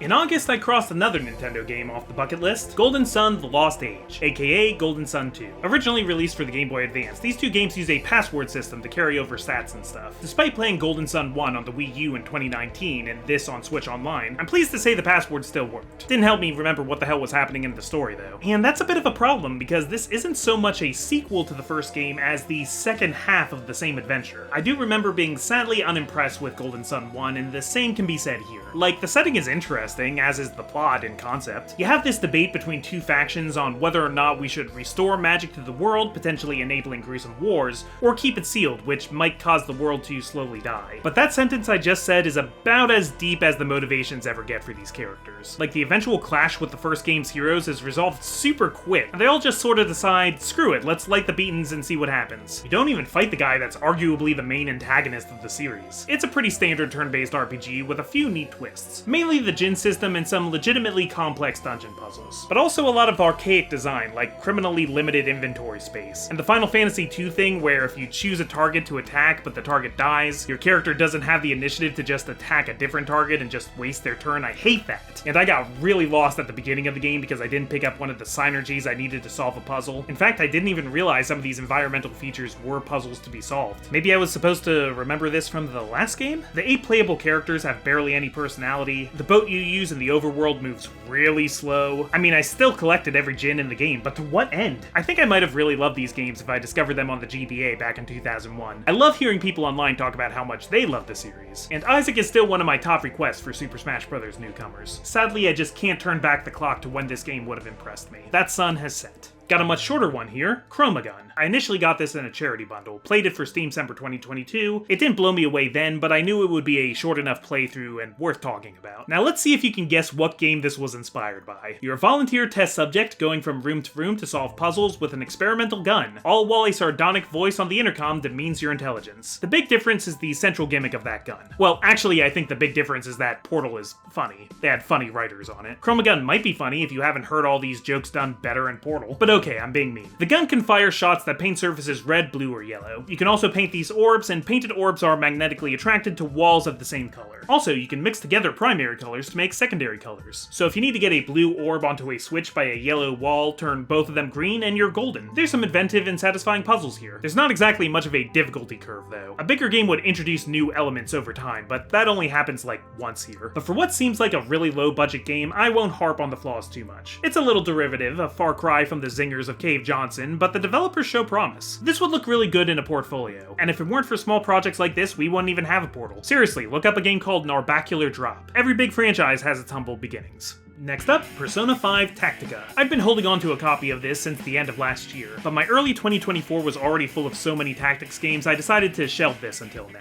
I remember being pretty hyped for this when it was announced, but I'm sorry to say it was only an okay time. The Phantom Thieves are back for another spin-off plot, set between Persona 5 and Persona 5 Strikers, which means none of these characters are allowed to experience any character growth, just talk about their past character growth. Instead, we have newcomers Eri and Toshiro who get to learn lessons and grow as people. Especially Toshiro. It turns turns out this is really just a story about him. I know this game is technically canon, but I find I'm a lot happier if I just think of it as a silly spin-off. I mean, they obviously didn't put the A-team writers on this game. Distancing it from Persona 5 makes it a bit easier to swallow how flanderized these characters are. But to their credit, when Toshiro was going through something, the writers are good at picking out the right character to open up to them with their relatable trauma. Like when Toshiro remembers he was being forced into a political marriage, Haru is sure to pipe up about it. Same with Futaba when it comes to dead mom syndrome. It can feel a bit self-indulgent when they reference all the running gags from Persona 5, especially Ann's bad acting. But there are good moments here as long as you keep your brain turned off. Oh, except there was a point where I had an honest-to-goodness ethical difference with this game's plot. I don't want to get too into it, but okay, no, I do. Do you guys mind if I spoil part of this game a bit? Okay, so in Toshiro's backstory, he once led a student revolt against one corrupt teacher who was abusing power. The fire teacher ends up retaliating in an awful way against Toshiro's best friend, and this is why Toshiro is afraid to stand up against anything now. Which is understandable. He lost a friend to retaliation, he doesn't want to lose anybody else. But the game, both sides this issue. Toshiro, solemnly admits, oh, a lot of the revolting students were just jumping on the bandwagon. They pushed this teacher to do something awful. It's everyone's fault. Fuck off, game. No, it's not. The teacher pushed a student in front of a train. I did not think this game was capable of making me so mad. I guess this is just supposed to be the straw man argument Toshiro has to overcome. Not really what the game thinks, but dude, I'm not having this argument. Okay, I guess we should actually talk about the game though. It's a range-based, cover-based tactics game. While it's very stylish, I think Rabbids did it better. I decided from the get-go to play on hard mode, which was a big move for me. Anyone else get anxiety over choosing their difficulty setting, like they're gonna get the wrong experience if they can't predict how the game is balanced? But even on hard mode, this game was a complete pushover. The only hard missions were at the beginning, where some of your party members are hypnotized to fight against you, and certain side missions that are just puzzles with very specific solutions. The one more and all-out attack mechanics are adapted from Persona 5, and they're extremely exploitable. My favorite mission ended up being the second world boss. Even though it's still very easy, it's all movement-based, and it was fun for me to chain one Morse together, just rushing Morgana through the board in one turn. So the game at least had me engaged enough to break it, even if it wasn't really pushing back on me. Also, they drastically simplified the Persona raising system, but I also think a more complex system would have just been tedious to me. The missions themselves are tedious enough. Once again, there's DLC I didn't get, leaving me with a sense of FOMO. Apparently it brings in Akechi and Yoshizawa from Persona 5 Royal. Not gonna lie, that's kind of enticing. But did I really like this game enough to spend $20 to play more of it? Nah, man. I appreciate the attempt at a different gameplay style, but as a tactics connoisseur, this wouldn't make my top 10. Heck, it would be lucky to make my top 30. In fact, our next game is also a tactical RPG. Kinda. It doesn't really fit into one box. Okay, deep breath. 13 Sentinels, Aegis Rim.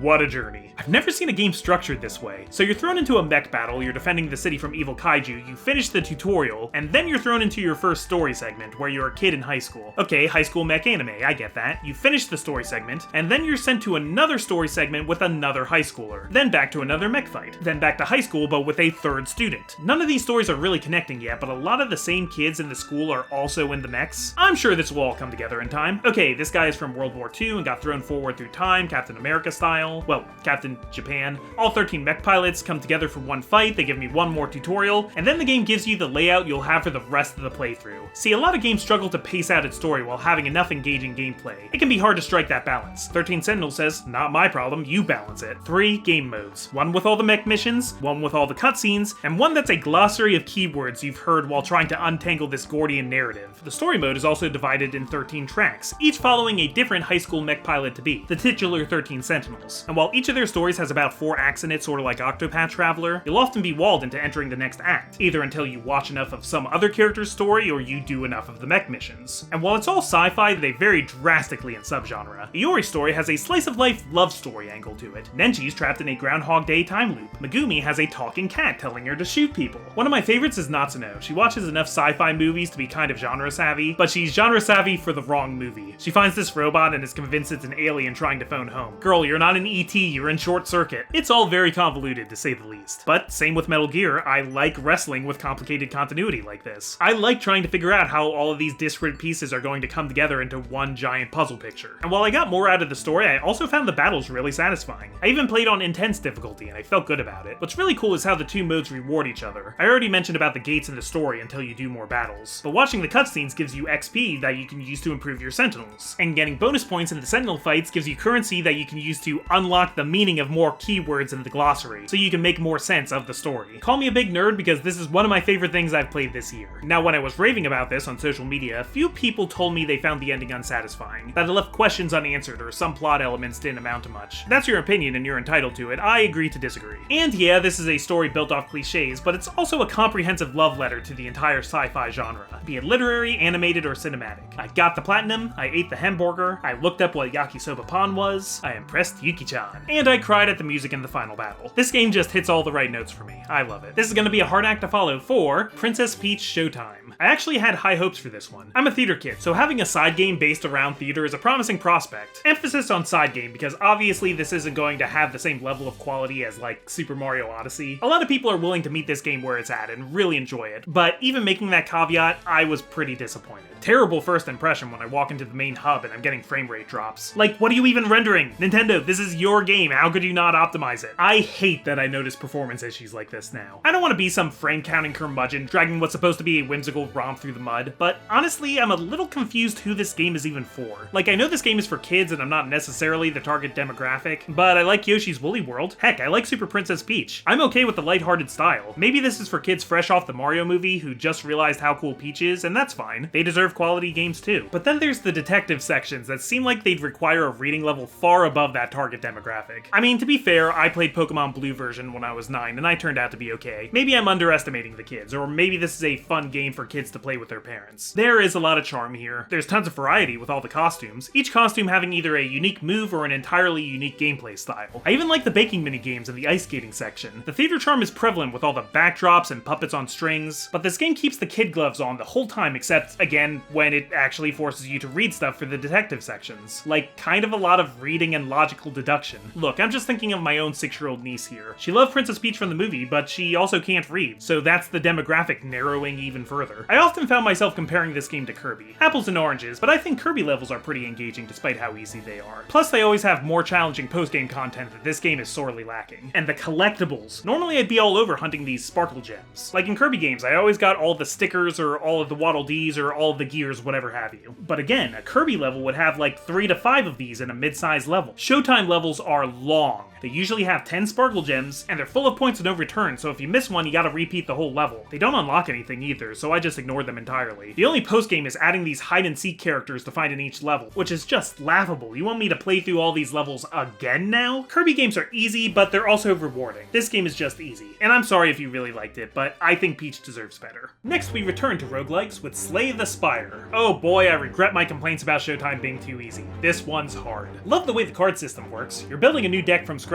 each run, trying to desperately cobble together whatever you find. But each cards are simple enough that it's easy to start finding minor synergies between them. My favorite character was the Silent, because he was the easiest for me to identify strategic themes for. But even then, depending on random drops, you might have to go more the Poison route or more the Shiv route. When you get a good build going, it feels great. But that wasn't the case all the time. Unlike One Step from Eden or Enter the Gungeon, there's not an active angle to this game where you can get good at dodging stuff. You're really relying on the game to bless you with decent cards, and sometimes it felt like the game just wasn't letting me win. Then again, there are experts of this game who can get 10 winning runs in a row no problem, so I acknowledge maybe it's a skill issue. Also, like those other roguelikes, I've far from exhausted everything there is to see in this game. I've gotten 3 winning runs, one with the Ironclad, one with the Silent, one with the Defect, which unlocks the 3 multicolored keys that start appearing in the game afterward. The credits rolled each time, so I think I'm allowed to say I've beaten the game by some definition. But to actually slay the actual Spire, you need to do a run collecting these 3 keys along the way, then facing an even harder boss that happens to counter a lot of my favorite strategies. I tried a bunch of times too, but losing the resources you pass up by going out of your way to collect these keys, I was getting bodied by the second zone over and over again. I think it's a goal you're not necessarily supposed to strive for. Like, you don't start a run saying, I want to slay the Spire. You just try to win normally, and partway through, if you notice that you got the right cards, then you start collecting those keys. And unfortunately, that sounds like a lot of time I just don't want to invest. But it's a great game regardless. Side note, the way I got this game was as a free monthly game through PlayStation Online and was playing it on my PS4, but I would have much preferred having this on Switch. If I had this on handheld, I could see me doing a ton more casual runs and eventually going for the true ending. But for now, I think I'm good. Between runs of Slay the Spire, there was another game on PS4 I was playing. Against my better judgment, I picked up PowerWash Simulator again. But in my defense, they patched that bug I was talking about before, so I was able to get the final level trophy without even replaying that last level. That platinum trophy was tantalizingly close. Just had to get a few minor achievements I had missed before, like saving the gutter on the bungalow for last, leaving only...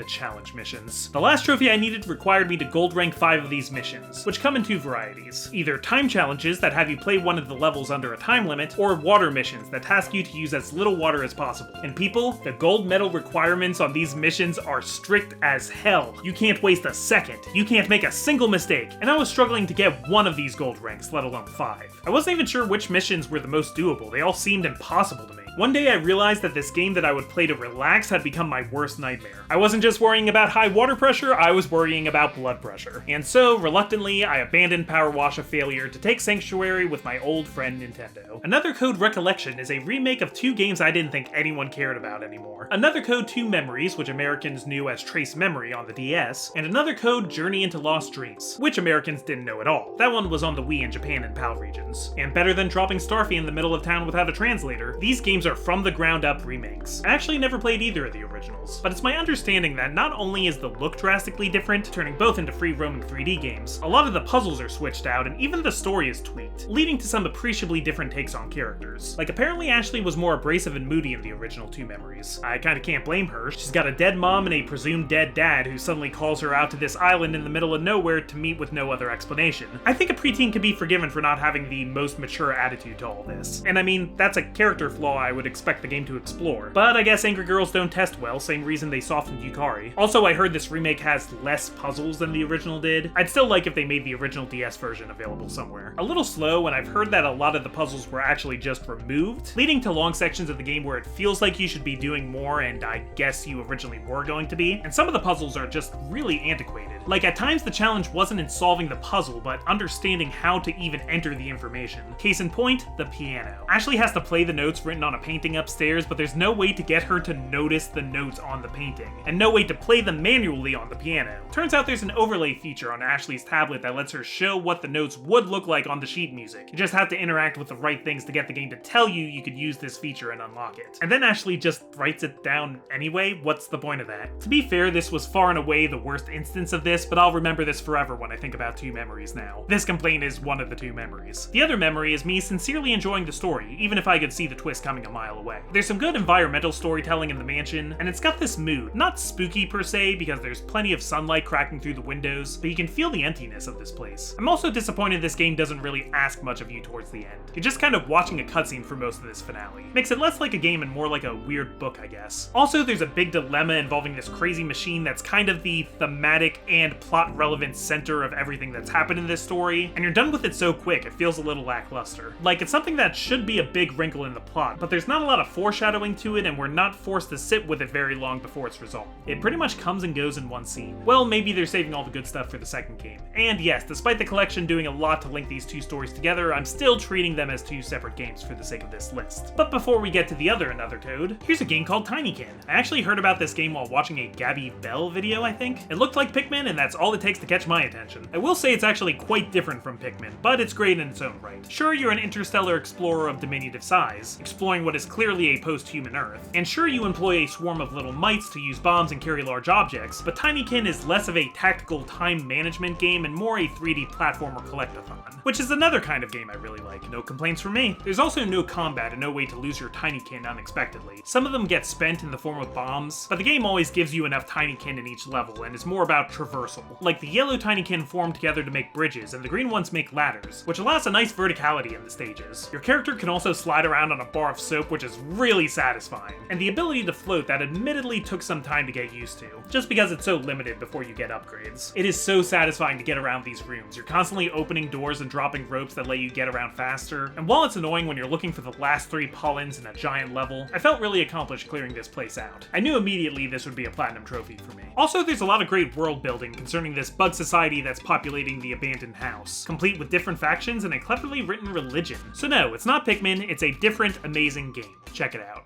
Okay, back to Another Code with the sequel, Journey into Lost Memories. I was surprised to see Ashley a few years older in this one. If you're jumping right in from the last game, it's a little frustrating to see one of the relationships Ashley built in 2 Memories already fallen apart and in need of repair again. Like, to Ashley it's been 3 years, but to me it's only been a few minutes. Just kind of funny. I like the difference in setting here. While 2 Memories was mostly the mansion interior, mainly because they cut out all the stuff outside of the mansion in the original DS game. Lost Memories gives you a big outdoor area with a campground and a small housing campus. The story's still very linear, and there's not much to do outside the main story, but it's got a relaxed vibe I really like. I like the vibe of both of these games, actually, and I like how different they are from each other. There's a lot more characters to interact with this time around, and by the end of this second game, I find I've really grown to like Ashley Robbins. She's such a teenager here. She just learned to play guitar, and she doesn't want to go on this camping trip. She just cares about the music, man. She takes herself too seriously, but I think that's a good thing. It makes her more interesting. Though speaking of linearity, the story likes to do this weird thing where it tells you the next two things at a time. Like, okay, sketchy orphan kid I just met, we gotta get this disc to a computer to see what's on it. But first let's take a mandatory stop at the diner because I'm starving. I don't know why, that just makes me feel a little bit anxious. It's like when you're hanging out with your friends and you were planning to go home and play some video games, but your friends are already planning another activity to do after this. But a lot of what you're doing has this nice casualness to it. Meeting people just living their lives in this lakeside community, and you're getting to know the history of this research station very organically from the people connected to it. If you're wondering about the puzzles, again, there's not much to report. Like in the last game, they can go long stretches without actually giving you one. After a certain point, this becomes more visual novel and less interactive mystery game. But to be honest, I don't even care. I'm just so happy this remake exists at all, so this story can be told to more people. I was a little checked out for a bit, but the last twist of the story got me really invested again. Along with Golden Sun and Starfy, that's 3 obscure Nintendo IPs I got to play more of this year, and that makes me pretty happy. Oh hey, wasn't I supposed to be playing Metroidvanias? Checking my free monthly games on PS4, I booted up Axiom Verge 2. For context, Axiom Verge 1 is a Metroidvania I played and really respected a lot, but it never felt completely for me. It's very faithfully recreating that feel of the first Metroid game, leaning into that H.R. Geiger look. And there's tons of weapons you don't even need, giving you the freedom to fight bosses how you want. I appreciate the options, but all these guns kinda gave me choice paralysis. I was getting lost a lot, and this just wasn't the kind of game world I'd normally choose to be in. I wouldn't call any of these objective flaws with the game, but I'm delighted and intrigued to see the sequel go in such a different direction, almost like it wants to be a contrasting counterpoint rather than just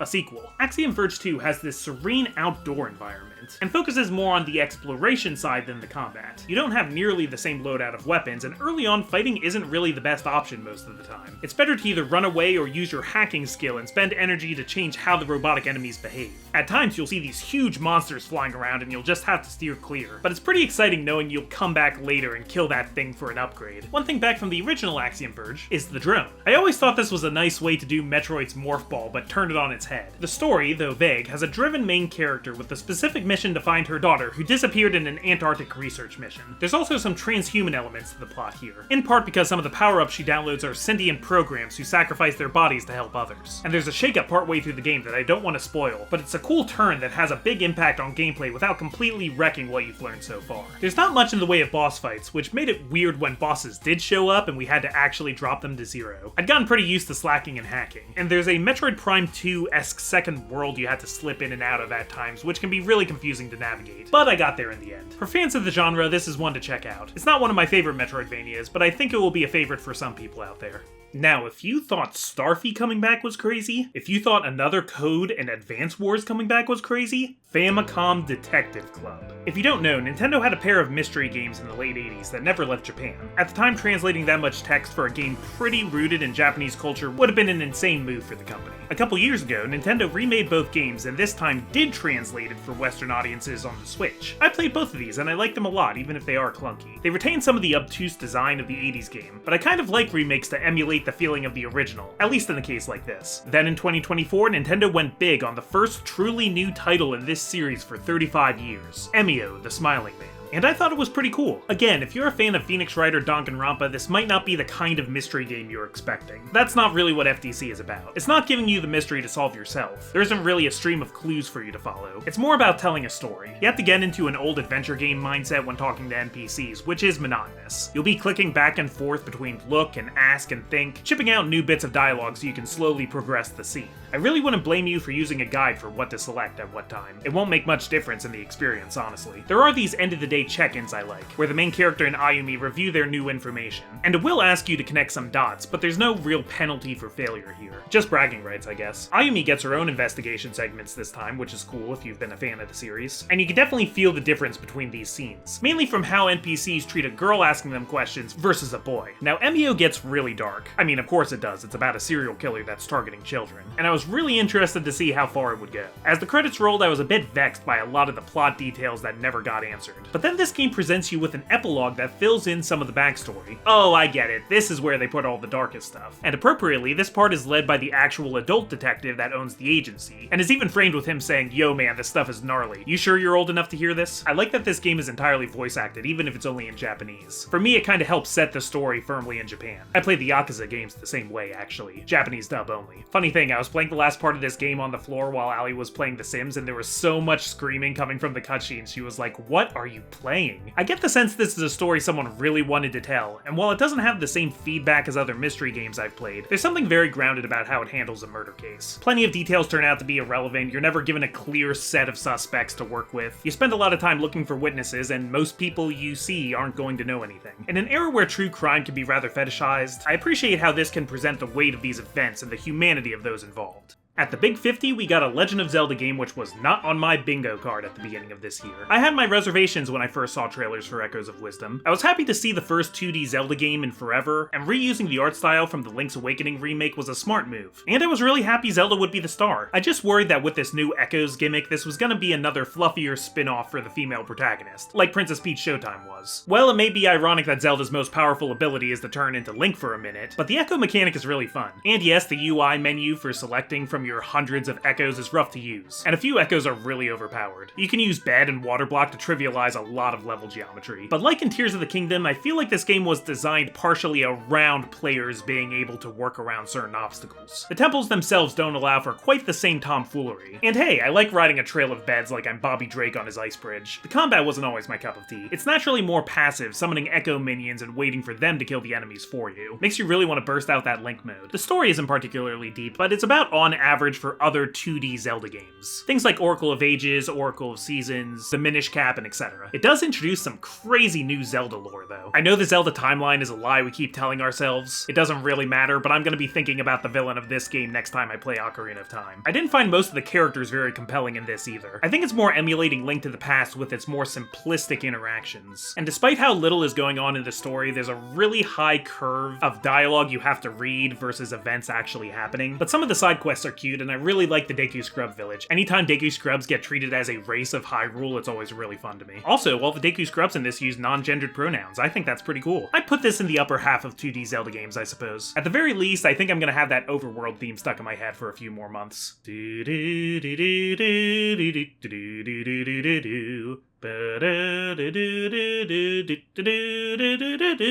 So at this point, I'd played as many games in 2024 as I'd beaten the previous year, with 2.5 months still to spare. So I did something really crazy and opened PowerWash Simulator again. I don't know, I have a problem. I couldn't leave that last trophy unearned. I started looking up YouTube videos, which if you ever want to hear the most dad-coded thing in your life, listen to a 40-year-old man explain how to properly clean an imaginary van.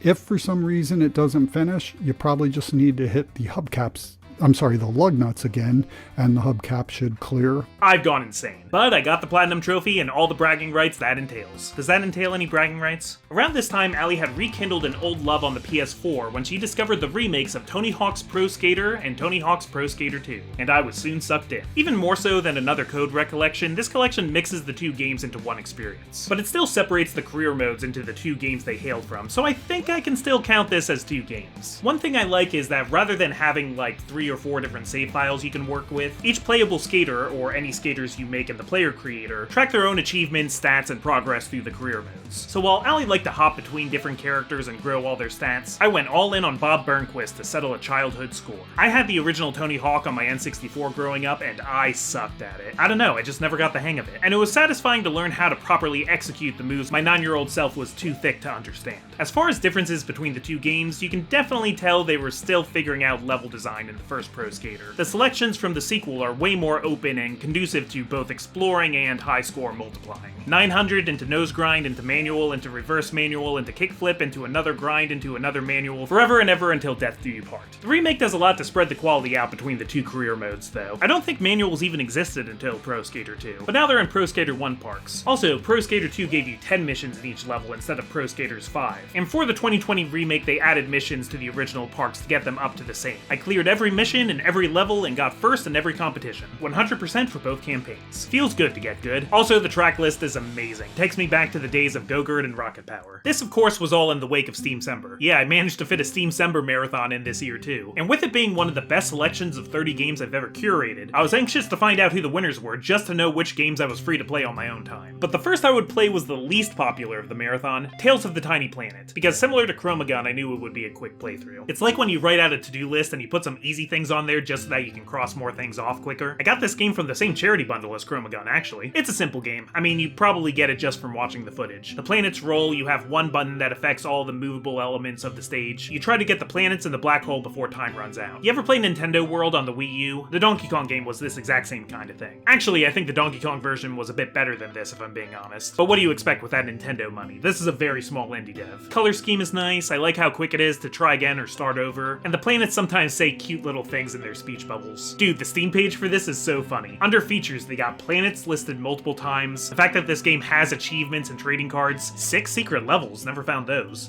infinite vastness, and endless joy. They know this is just a simple little project and it's pointless explaining it in depth, but here I am anyway. Maybe those secret levels are hidden behind gold medals? Like in PowerWash Simulator, the time you need to meet some of these gold standards is frankly absurd, and I'm not always sure how consistent the physics engine is being. I think they could have been a little bit more lenient, considering the game doesn't actually give you much control to shave off those tenths of the seconds. I like these late game puzzles with the evil planets that you gotta keep away from your baby boy. I beat this game in under 2 hours while half awake. No regrets, it's pretty cute. I'd recommend it if you happen to get it for free in a charity bundle, I guess. And while Steamcember 2024 put plenty of new games on my backlog, I also wanted to keep working on my Steamcember 2022 backlog, which brought me to Eagle Island, the last roguelike I played this year. Well, pseudo-roguelike. Beating levels in this game gets you permanent upgrades, but each level itself acts like a mini roguelike with procedurally generated layouts, and you have to beat it in one go with a random assortment of items. Your chief weapon is a pet owl that you can shoot out like Rosalina's Luma in Super Smash Bros., or Nakaruru from Samurai Showdown. The game's very smart about incentivizing good play. On regular difficulty, you can only take 3 hits, and one of the only ways to regain health is from heart drops that only happen if you get 3 hits on enemies within a short window. This teaches you to combat your attacks together and becomes really satisfying to pull off. It's a tough game, and I definitely raged out a few times, but for the most part it's very fair. Only part I'm unsure about are the story boss fights outside of the levels. These feel weird because you can't spend the level before them collecting the best medallions to take on the boss. You kinda have to go in cold turkey, and I don't mean Kojuro's Ice Form. This game also includes Eagle Island Twist, a second adventure they added in a free update, and I think it takes out the randomized elements for players that want a more curated, regular platforming experience. I'll have to try that sometime too. If you can find this on sale, it's a real hidden gem. I recommend it. So the next game I started playing was Omori. This one's reputation precedes it, it's really great, but shortly after playing it, the 2024 presidential election happened, and I got very existentially depressed for a few weeks. That made Omori just not the game for me to play in that moment. It has very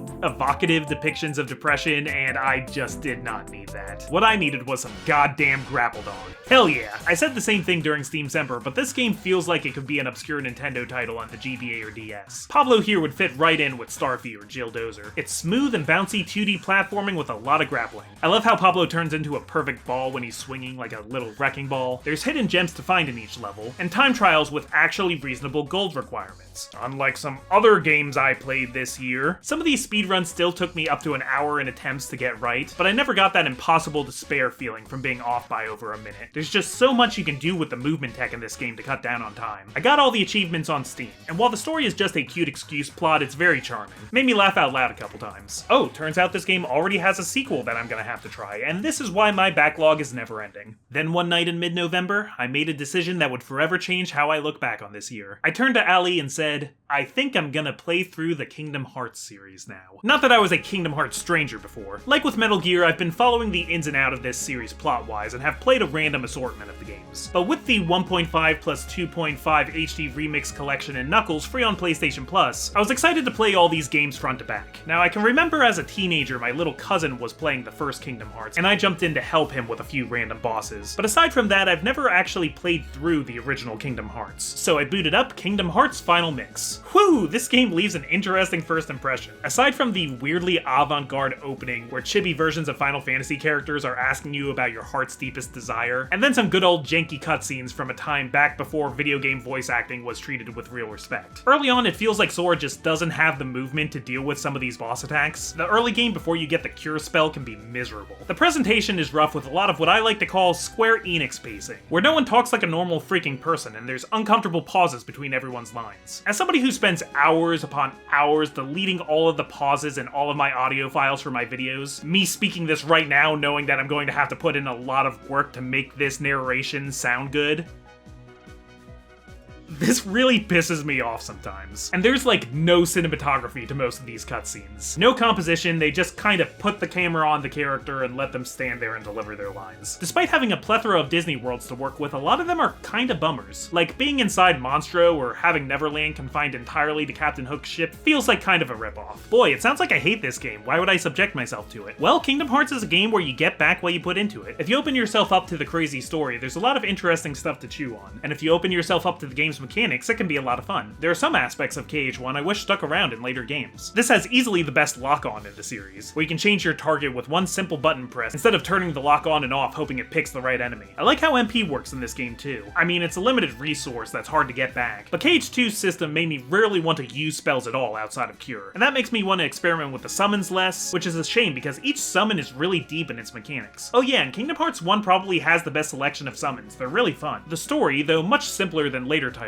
actually unfolds over the course of your journey, avoiding the problem in later games where Disney worlds feel like filler to the overall plot. Their time in Deep Jumble addresses how Sora, Donald, and Goofy have different goals early on and don't fully trust each other yet. Wonderland ends up with Alice being kidnapped, which has implications later down the line. Sora and Riku have their first big falling out in Monstro, which comes to a head in Neverland, so on and so forth. And while this isn't the most interesting selection of Disney movies you could pull from, this game is a lot more interesting in how you interact with the environment compared to Kingdom Hearts 2, with a lot of parts where you have to actually use magic on the world to get to certain places. And there's a lot of secret content, which I did most of. I tried to grind for the ultimate weapon, but eventually gave up. I just couldn't get the hang of farming these mushroom guys in the treehouse. And without ultimate weapon, I realized I wouldn't actually have fun learning how to beat Sephiroth and the mysterious figure. But I got all the Dalmatians, finished 100 Acre Wood, beat Ice Titan, Phantom, Kurtziza, and this guy Ansem, who's a nice straightforward villain who dies at the end and will never return to get more complicated to understand. The best part? I got Allie invested in the story. Yes! She agrees with me that it's stupid, kind of all a big fever dream, but the metaphysics of this story make sense by their own internal logic, and can be pretty rewarding to follow. But let's take a break from Kingdom Hearts for a moment and talk about an even larger endeavor. Ring Fit Adventure.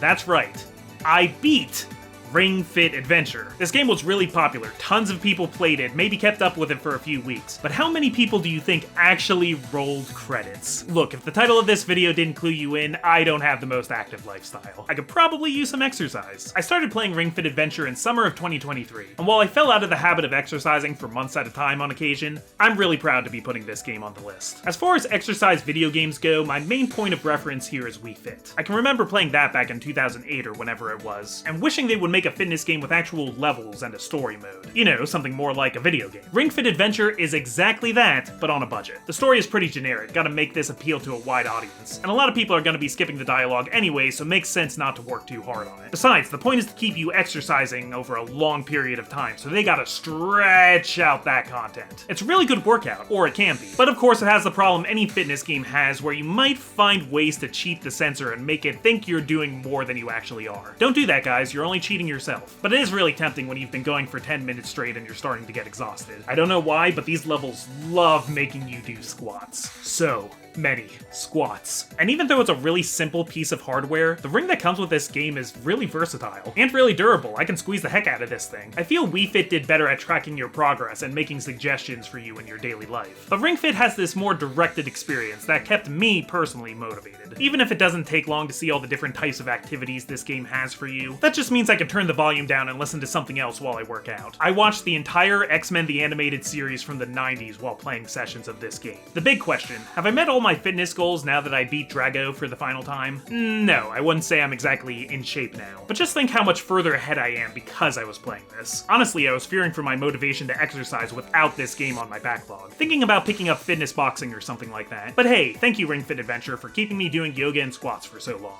Okay, back to Kingdom Hearts. I decided to skip Re-Chain of Memories. I have played the original Chain of Memories on Game Boy Advance, and while it introduces some crucial plot points, I really just wanted to get to the next main event. And I actually did play vanilla Kingdom Hearts 2 on the PlayStation 2 when it came out. So this is kind of a revisit, not a new game. But also, I've never played the definitive version before, so this will be both a revisit for Kingdom Hearts 2 and my first reaction to Kingdom Hearts 2 Final Mix. First off, I think the story is really coming into its stride here. KH1 could be weird and esoteric, but Kingdom Hearts 2 is where things really start getting convoluted. And as I've explained before, that's not at all a deal breaker for me. It's also where I think the characters come into their own. Roxas and Axel and their whole deal remains some of the most compelling narrative in the series, and I never minded his slow prologue in Twilight Town too much. Though, let me tell you a little anecdote. While I was playing through this game, the Kingdom Hearts collection was actually removed from PlayStation Plus. Oh, but the game is on sale now in the digital store! How convenient. PlayStation Plus, you failed me for the last time. I canceled my subscription's automatic update, and I'm just letting the time ride out on it now. Partially out of spite and partially out of preferring physical media, I wanted to get an actual game disc of this game, which took a few days to track down. And when I did get it, the save data from the digital version wouldn't transfer over, to my horror. I wasn't that far, I was only up to Beast's Castle, but when you have to replay Roxas's last week of summer vacation twice in a row, yeah, that's a little rough. I'll try not to hold that against this game though. Anyway, I love the character Sora's become here. It's such a triumphant moment when he, Donald, and Goofy meet back up, even with the dramatic irony of Roxas's sacrifice in the player's mind. And then he says goodbye to Roxas's friends in Twilight Town, and he sheds a tear, but he doesn't know why. Oh, I love this sweet idiot boy. There was a lot of cleanup between Kingdom Hearts 1 and 2, and while the level design here is less involved than in KH1, the roster of worlds is a lot more interesting in my opinion. Yes, Atlantica is horrible in this game, I don't feel the need to explain it. Nor did I feel the need to explain the KH1 Gummy Ship levels. I grit my teeth, got through both of them, and never looked back. KH2's Gummy Ship levels are at least more varied,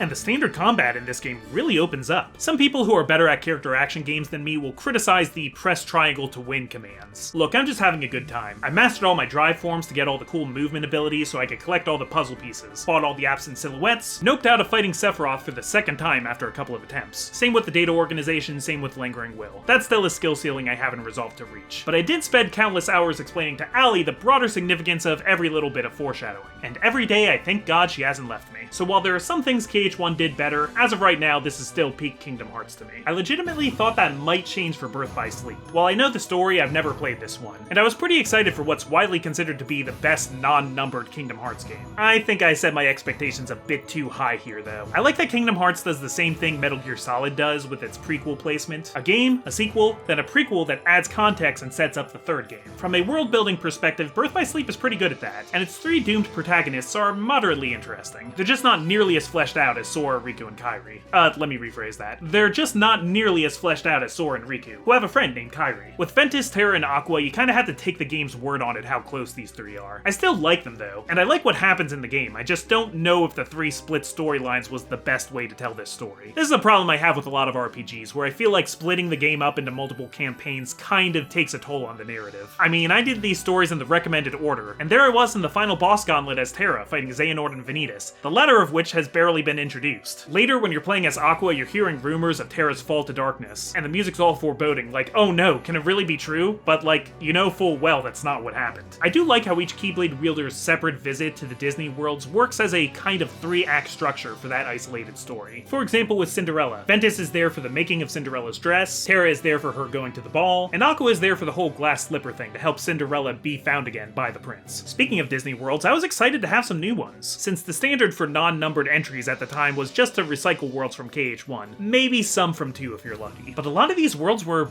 really disappointing to me. There's just not a lot to explore here, especially with each character being walled from certain areas at times. And the music, while characteristically amazing at its high points, can be so obnoxious at its low points. The leitmotifs for Castle of Dreams and Disney Town made me actively not want to explore there, even to collect the stickers that stand in for KH2's puzzle pieces. And I cannot express how much of a downgrade that is. I don't want to decorate my own sticker book, I want to do puzzles! This game is just bursting with side content that I don't want to do. Worse Mario Party, worse Mario Kart, worse Olympus Coliseum. Oh, I'm sorry, I mean the Mirage Arena. The Hercules world in this game is fine, I guess. This being a prequel game and having Zack, who's kind of the prequel story of Final Fantasy VII, is pretty funny. All of these little complaints might be forgiven if the combat is good, and the command deck is fine for a side game that's supposed to feel more limited. But most of what are supposed to be the best commands in this game share the fatal flaw of having a slow startup animation, meaning they can easily be interrupted by enemies and are completely useless in the bigger boss fights. So yeah, disappointed is the word. But I still found enjoyment in the little things. The funny Stitch noises, the cameos from future big players, Aqua's magic-focused playstyle, which is really good once you get her some more HP, and the part where Xehanort points at Ventus and just says, Keyblade!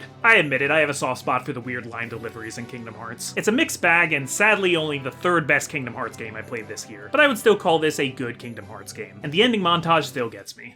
Let's return to another series. As I hinted at probably an hour ago, Capcom pretty much made my year by releasing a collection of Ace Attorney Investigations, the Miles Edgeworth spin-off games. This is especially exciting because the second of these two games was never officially localized. Outside of the Professor Layton crossover, this was the last game in the series I had to play, so I skipped past the first game right into Ace Attorney Investigations 2, Prosecutor's Gambit. And is it weird to say this might be one of my favorite games in the franchise? True to the name, the spin-offs focus more on the investigation segments of cases. You're actually out in the field looking for clues, which is usually the less exciting part of most Phoenix Wright games. But don't worry, there's still plenty of witnesses and testimonies for you to find contradictions with. Heck, your main antagonist through most of this journey is a judge who seems to think you're in court anyway. Kinda stupid how she cuts people off with her gavel, but it does play into the weird verisimilitude of this world and its crazy legal system. Like, I do believe in this world a Supreme Justice would walk around making people just stop talking about things, and everyone would go along with it. In fact, this game interrogates its own legal system more than most games in the series. More importantly, it features a riveting character arc for Edgeworth himself. Investigations 1 had a big conspiracy that Edgeworth just happened to be present for, but during this game's 5 interconnected cases, we find Edgeworth at a major impasse in his life. In past games, he's been shown the error of his ways by Phoenix, and is no longer under the thumb of his corrupt mentor, Von Karma. And with another conspiracy bubbling through the cracks of the judiciary branch, Edgeworth is questioning if he even wants to go on being a prosecutor and sending people to jail, or if he'd rather start over as a defense attorney like his father was. This decision doesn't become any easier when his dad's protege Eddie Fender enters the picture, stoking nostalgia for how great being a defense attorney can be. But then you also have Detective Gumshoe, who can't stand the thought of losing his stoic supervisor. I already know from the 3DS titles roughly what path Edgeworth's life will take, but even knowing the final destination, it's really interesting to watch him grapple with this. The game has maybe a few too many characters that don't all have the significance you'd expect them to. Like Francisca is here, she's basically Edgeworth's little sister and closest rival. The two have a lot of history and have really come to understand each other in past games. But in this game, there's not really room for her in Edgeworth's support system. You have so many sidekicks and confidants already. But as a fan of the series, there's a lot of great returning faces that I appreciate. I never thought I'd see Penny Nichols again, or Regina Barry. Oh my god, is that Shelley the Killer? This game's story gets absolutely crazy, with each case building on top of the last, and all connecting in a beautiful, convoluted bow. And if you think it's hard to follow, frankly, I don't care. Get on my level. I really like this one, guys. I know this has been available for English-speaking fans for a while through unofficial fan translations, and I'm curious what people who played that think of the localization effort here. Also, as far as the collection goes, I think the painted character models are at an all-time best for the series. I used to think when the original trilogy got made that these portraits took away from the authenticity of the original sprites. But this game, I actually prefer the new look. Is it just because I don't have a nostalgia for how the original looked? Well, either way, you can switch between pixels and portraits at any time, which is a great feature more remasters need to implement. I don't know what's next for this series, but they've pretty much run out of games to remaster. Does that mean we're finally gonna move forward? Maybe an Ace Attorney 7? Maybe Athena can get more than 2 cases this time? I guess we'll see.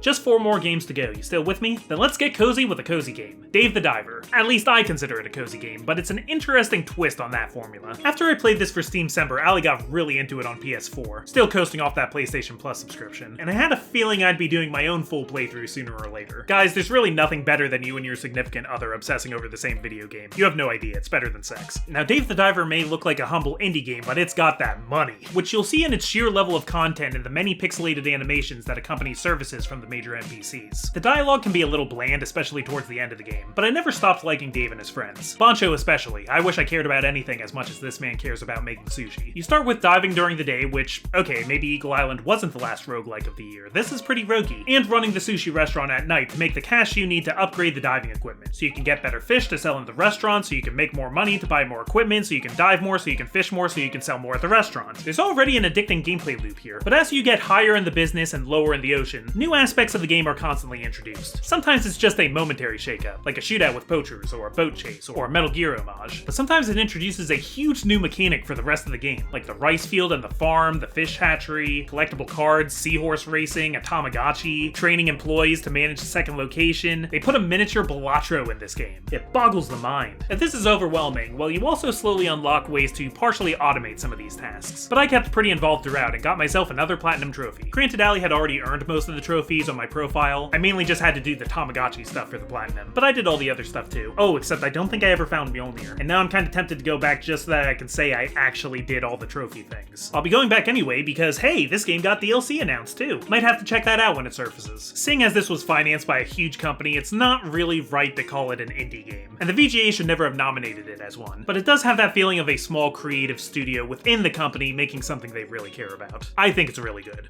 This one's also tenuous, but technically I rolled credits on Super Mario Party Jamboree. Yeah, I did the Party Planner one-player mode, it's not really that riveting. Just something you do to unlock stuff faster. But while we're here, let me just say this is the best Mario Party since, well, the last Mario Party. In fact, I think this might be better than Superstars without having to appeal so much to nostalgia. You get 2 classic boards making their return, but you also get 5 entirely new boards, each with their own quirks and gimmicks. There's a great new selection of minigames, though I might like the Superstars games a little more. And Jamboree Buddies, what a crazy mechanic. You get one of these guys following you and it pretty much doubles all your actions. If you land on a blue space, you land on 2 blue spaces. If you land on Bowser, well, you get double Bowser. You can't say it isn't balanced, but it also means if you have enough coins, you can buy 2 stars at once, or pay Boo to steal 2 stars at once. And with the new items, you can orchestrate some truly ridiculous turns. It's definitely the most strategic a Mario Party game has ever been, with just a hint of crack cocaine to make major upsets possible. My only point of criticism is some of the Jamboree minigames, those being the larger minigames you use to try and win a Jamboree Buddy. They're all pretty long, which is one thing, but also some of them have multiple phases to them, sometimes randomized, which makes it really hard to grasp how they work even in the practice screen. If you've played one of these before, but some of the newbies playing with you haven't, there's not much you can do to help them understand the game before you play it. I was playing the Luigi's Mansion minigame with friends once, and one of my friends just didn't know how to put in the secret code at the end. I think she burst into tears. Look, despite its randomness, there's always been a skill curve to Mario Party, but I don't like to be cruel like that. I like to be cruel in other ways, like chomp calling a star away just before my opponent is about to get to it. Oh, one more nitpick, this literally doesn't matter, but I'm not sure about this character roster. It's very big, that's great, choices are great, but I just don't think Bowser should be a playable character. For this reason, they had to make the bad guy Imposter Bowser, and that's just kinda cheap to me. No one's saying, oh no, Imposter Bowser's going to take my star. They say Bowser's gonna take my star. It's also weird having Boo playable, but Boo is also still the guy who steals stars for you. I know Boo's been playable since Mario Party 5, but I feel like it works better when they have another NPC be the star stealer guy, like King Boo or something. Or wait, Nabbit. That writes itself, why isn't it Nabbit? Having Pauline is great, and it's always fun having out-of-left-field characters like Ninja join the roster, but whoever decided Spike should be playable and not Drybones, I have some choice words for you. See, this is the kind of petty garbage you can complain about when the game itself is so good. There's a lot of side modes too that I haven't even touched yet. It's hard to want to when you can just jump into another Mario Party. This remains a local multiplayer champion.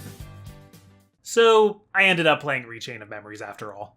I don't know, I didn't have KH3 yet or the other collection, and I thought, hey, maybe the 3D remake is better than the original. Well, it's better in the sense that it's more accessible for people who want to get all the story before playing KH3. Accessible in that it has 3D cutscenes people can just look up on YouTube, because I think only the hardcore fans are actually going to want to play this thing. Call me hardcore, I guess. This might be my new least favorite Kingdom Hearts game, though to be fair, I haven't played Coded. I mean, don't get me wrong, I love card games. I had lots of nice things to say about Slay the Spire, but this is like trying to play bridge while someone chases you with a knife. You know these basic Heartless, the Shadows, most common enemy in the Kingdom Hearts series, how they can goop into the ground and become momentarily unhittable? A little annoying in any other Kingdom Hearts game, but whiffing a 3-card combo because of this? Infuriating. Bosses also cheat by merit that they're a computer and can look through their cards way quicker than me. And the kicker, even the basic attack command is a card, a resource, which is the thing we all hate about Paper Mario Sticker Star, right? Chain of Memories being in full 3D now doesn't help. At least in the GBA version, I can enjoy the unique pixel art by the team that would go on to make The World Ends With You. This game does introduce